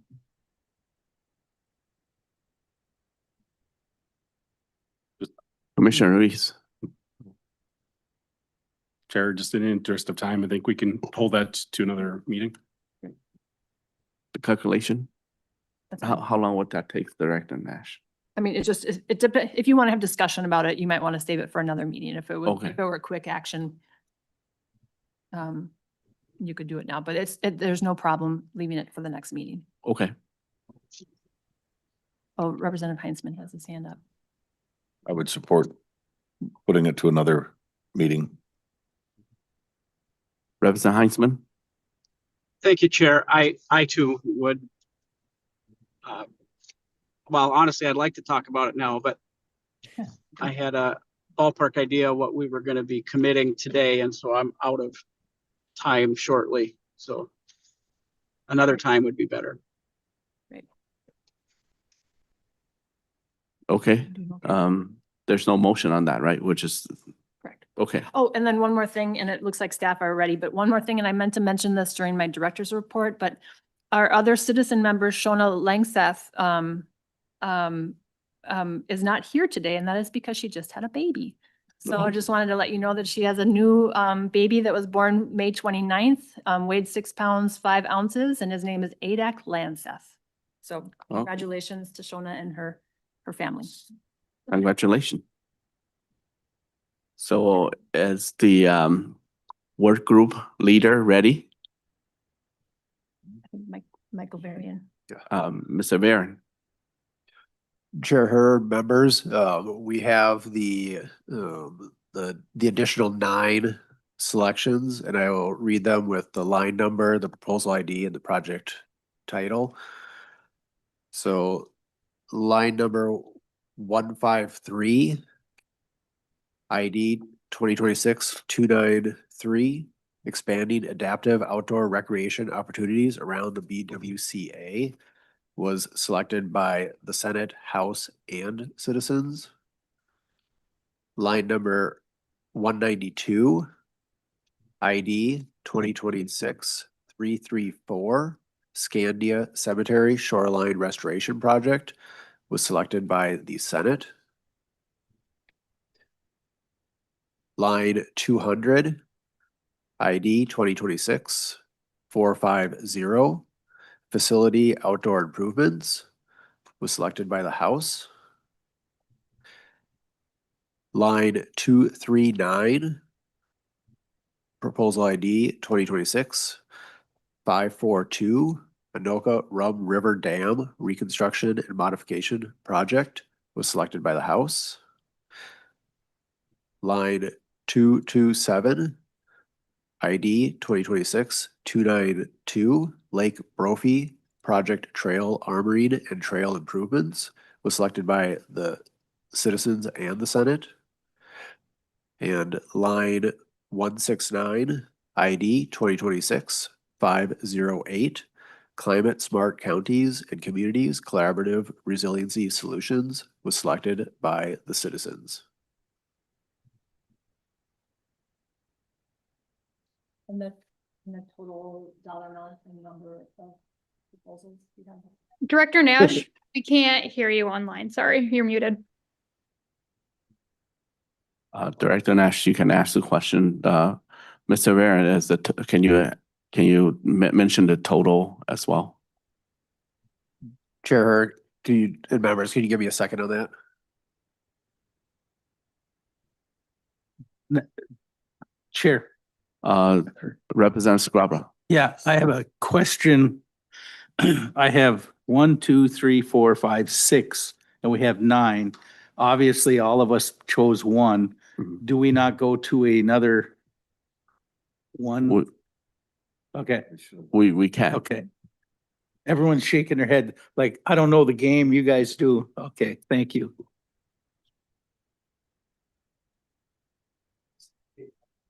Mr. Barron, can you repeat the last one for me? 169.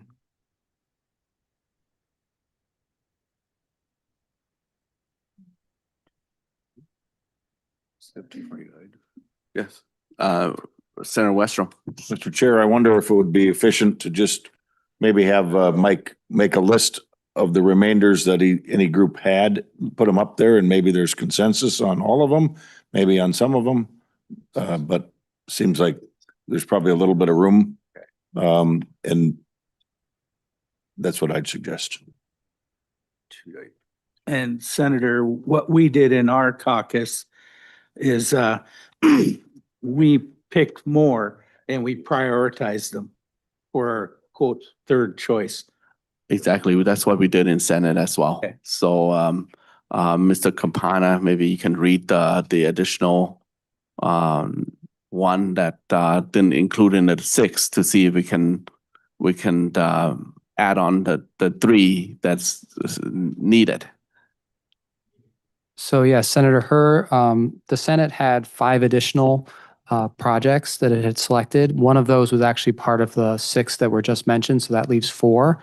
So I'll read those out. So one of those was line 115, project ID 2026-165, college school collaboration to restore campuses and activate stewardship. The second one was line 118, proposal ID 2026-210, Ash Recovery and Recycling Center. The third one was line 294, which is project ID 2026-329. And let me get to that page quickly. and that is making solar work for Minnesota dairy farmers. And the final one was line 337, 2026, 112, which was the project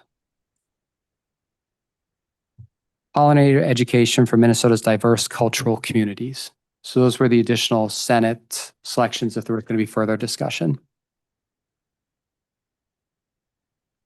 I'd like to hear the House additional. Yeah. Thank you, Mr. Chair. In addition to the ones already mentioned, and I'm not going to have, I can get project names here as well as I go. I only have the numbers, but we have line 371. That's project 2026 265, which is enhancing forest resilience through collaborative partnerships. We have on line 125, project 2026 382, which is just determining fracture characteristics for karst groundwater flow modeling.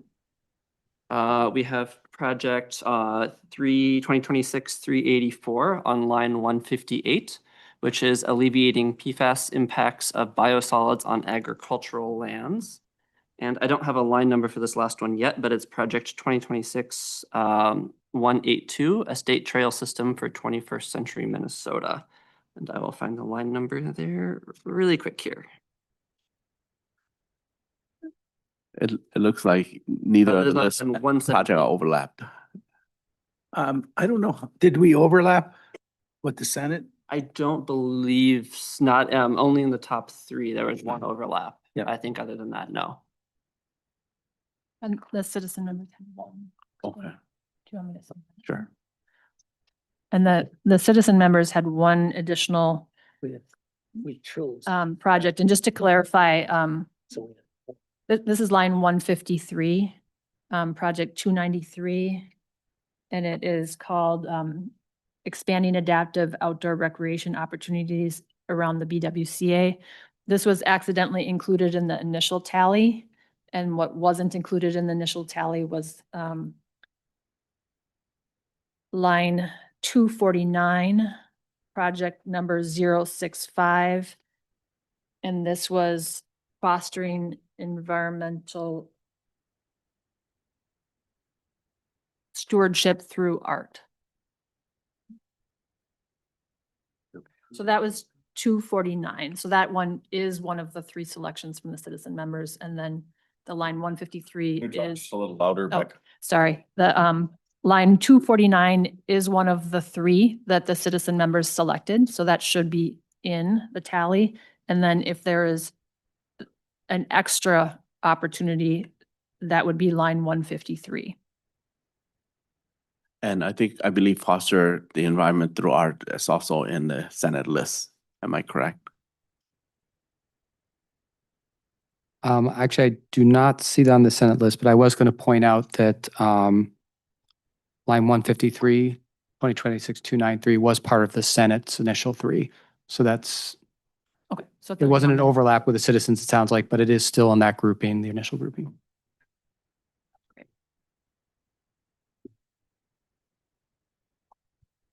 So we have Mr. to, Chair. yes, Senator Westrom.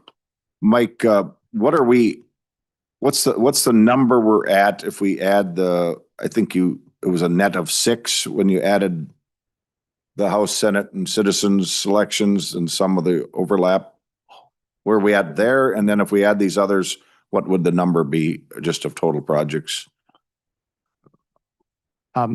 I'll try my best to start. I believe now we have an extra 7. Is that correct? With the one that the clarification of the citizens.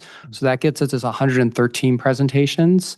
I don't have the total dollar amount for that. It's around $156 million, I believe.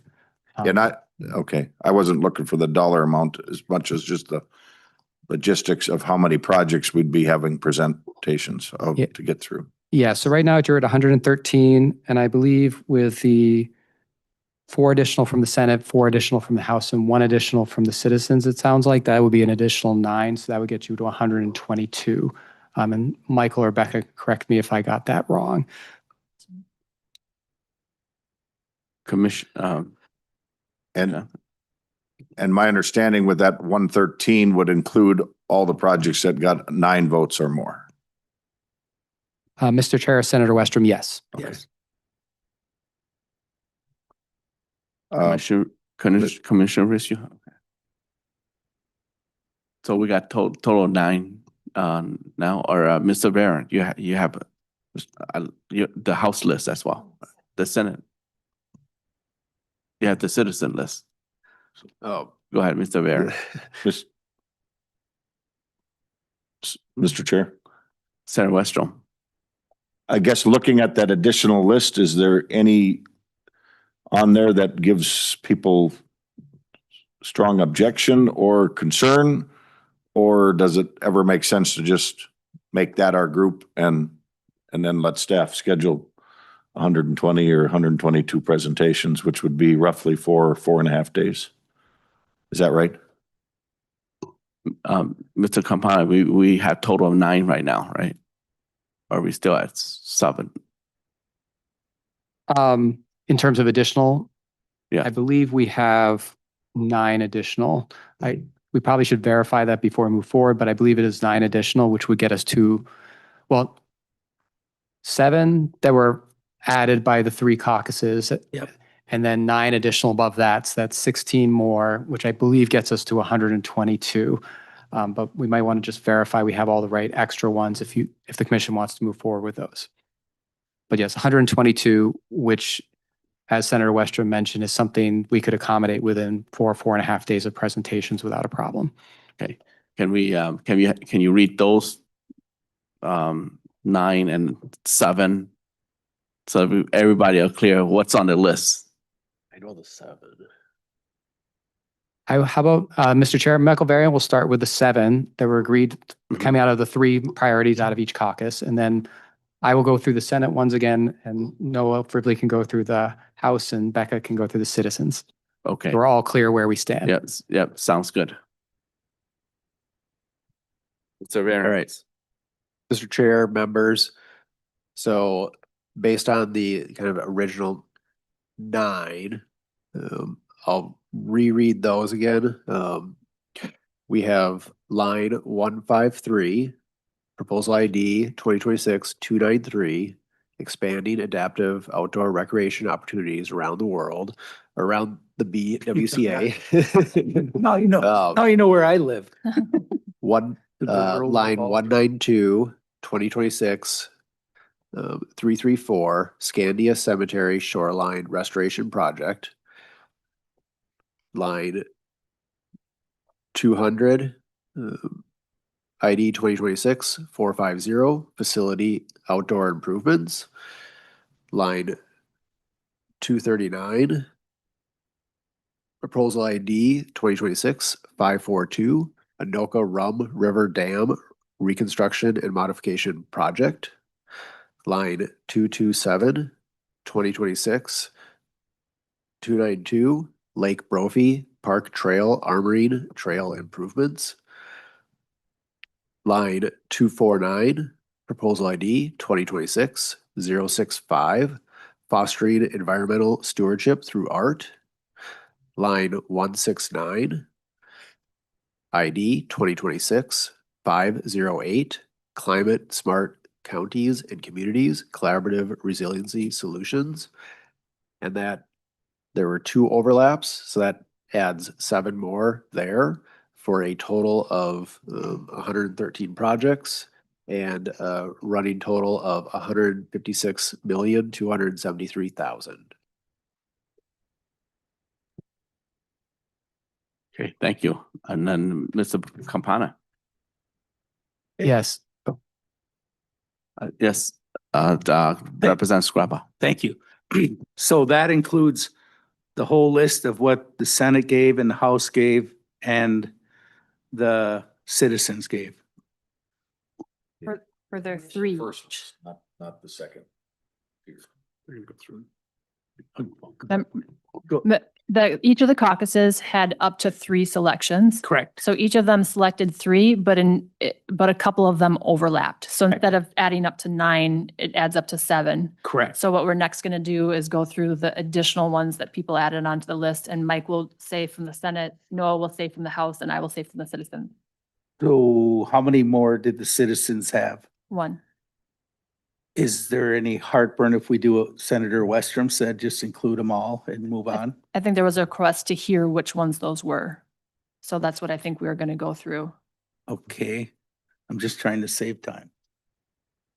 All right, let's read through and see if anybody have heartburn on any of the project. So let's begin with Mr. Capana. All right, thank you, Senator Herr. So the additional Senate choices would be line 115, 2026-165, college school collaboration to restore campuses and activate stewardship. Line 118, 2026-210, ash recovery and recycling center. Line 294, 2026-329, making solar work for Minnesota dairy farmers. And line 337, 2026-112, pollinator education for Minnesota's diverse cultural communities. The House, Mr. Fripley. Thank you, Mr. Chair. The first from the House is line 371, 2026-265, enhancing forest resilience through collaborative partnerships.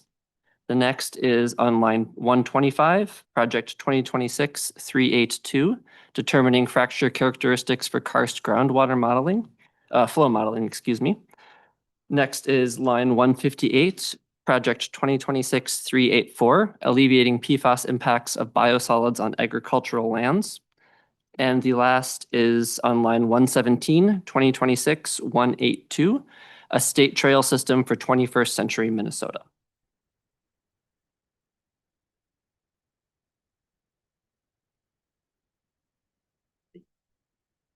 Commissioner Reese. I'll move that we include And then do you want the additional projects for a total of. Sure, let's hear the citizen project as well. One more. Oh, sorry, Yeah. sorry. I thought we had that one already. Go ahead. Mr. Chair and members, citizens had line 153, project 2026-293, expanding adaptive outdoor recreation opportunities around the BWCA. No, It's a No. overlap. So we only have 8. yep, yep. And not because of us, because that wasn't on our list, yep. So am I correct, Director Nash? We only have 8 addition. Okay, so Commissioner Reese, you want a motion? I'll move that we approve the list of was it 121 proposals then? Got it? 121 proposals for presentations. Does that include the 7 and the 8 as well, right? The intent Okay. is to include the citizens, all the Senate, and all the House recommendations. Sounds good. Everyone clear on that? Those who are on remote? How many of these are in Scrava's district? So Senator Bach taught me how to do this. we're gonna take roll call on this. Diana? Albrecht, Yes. Albrecht, yes. Her, Yes. her, yes.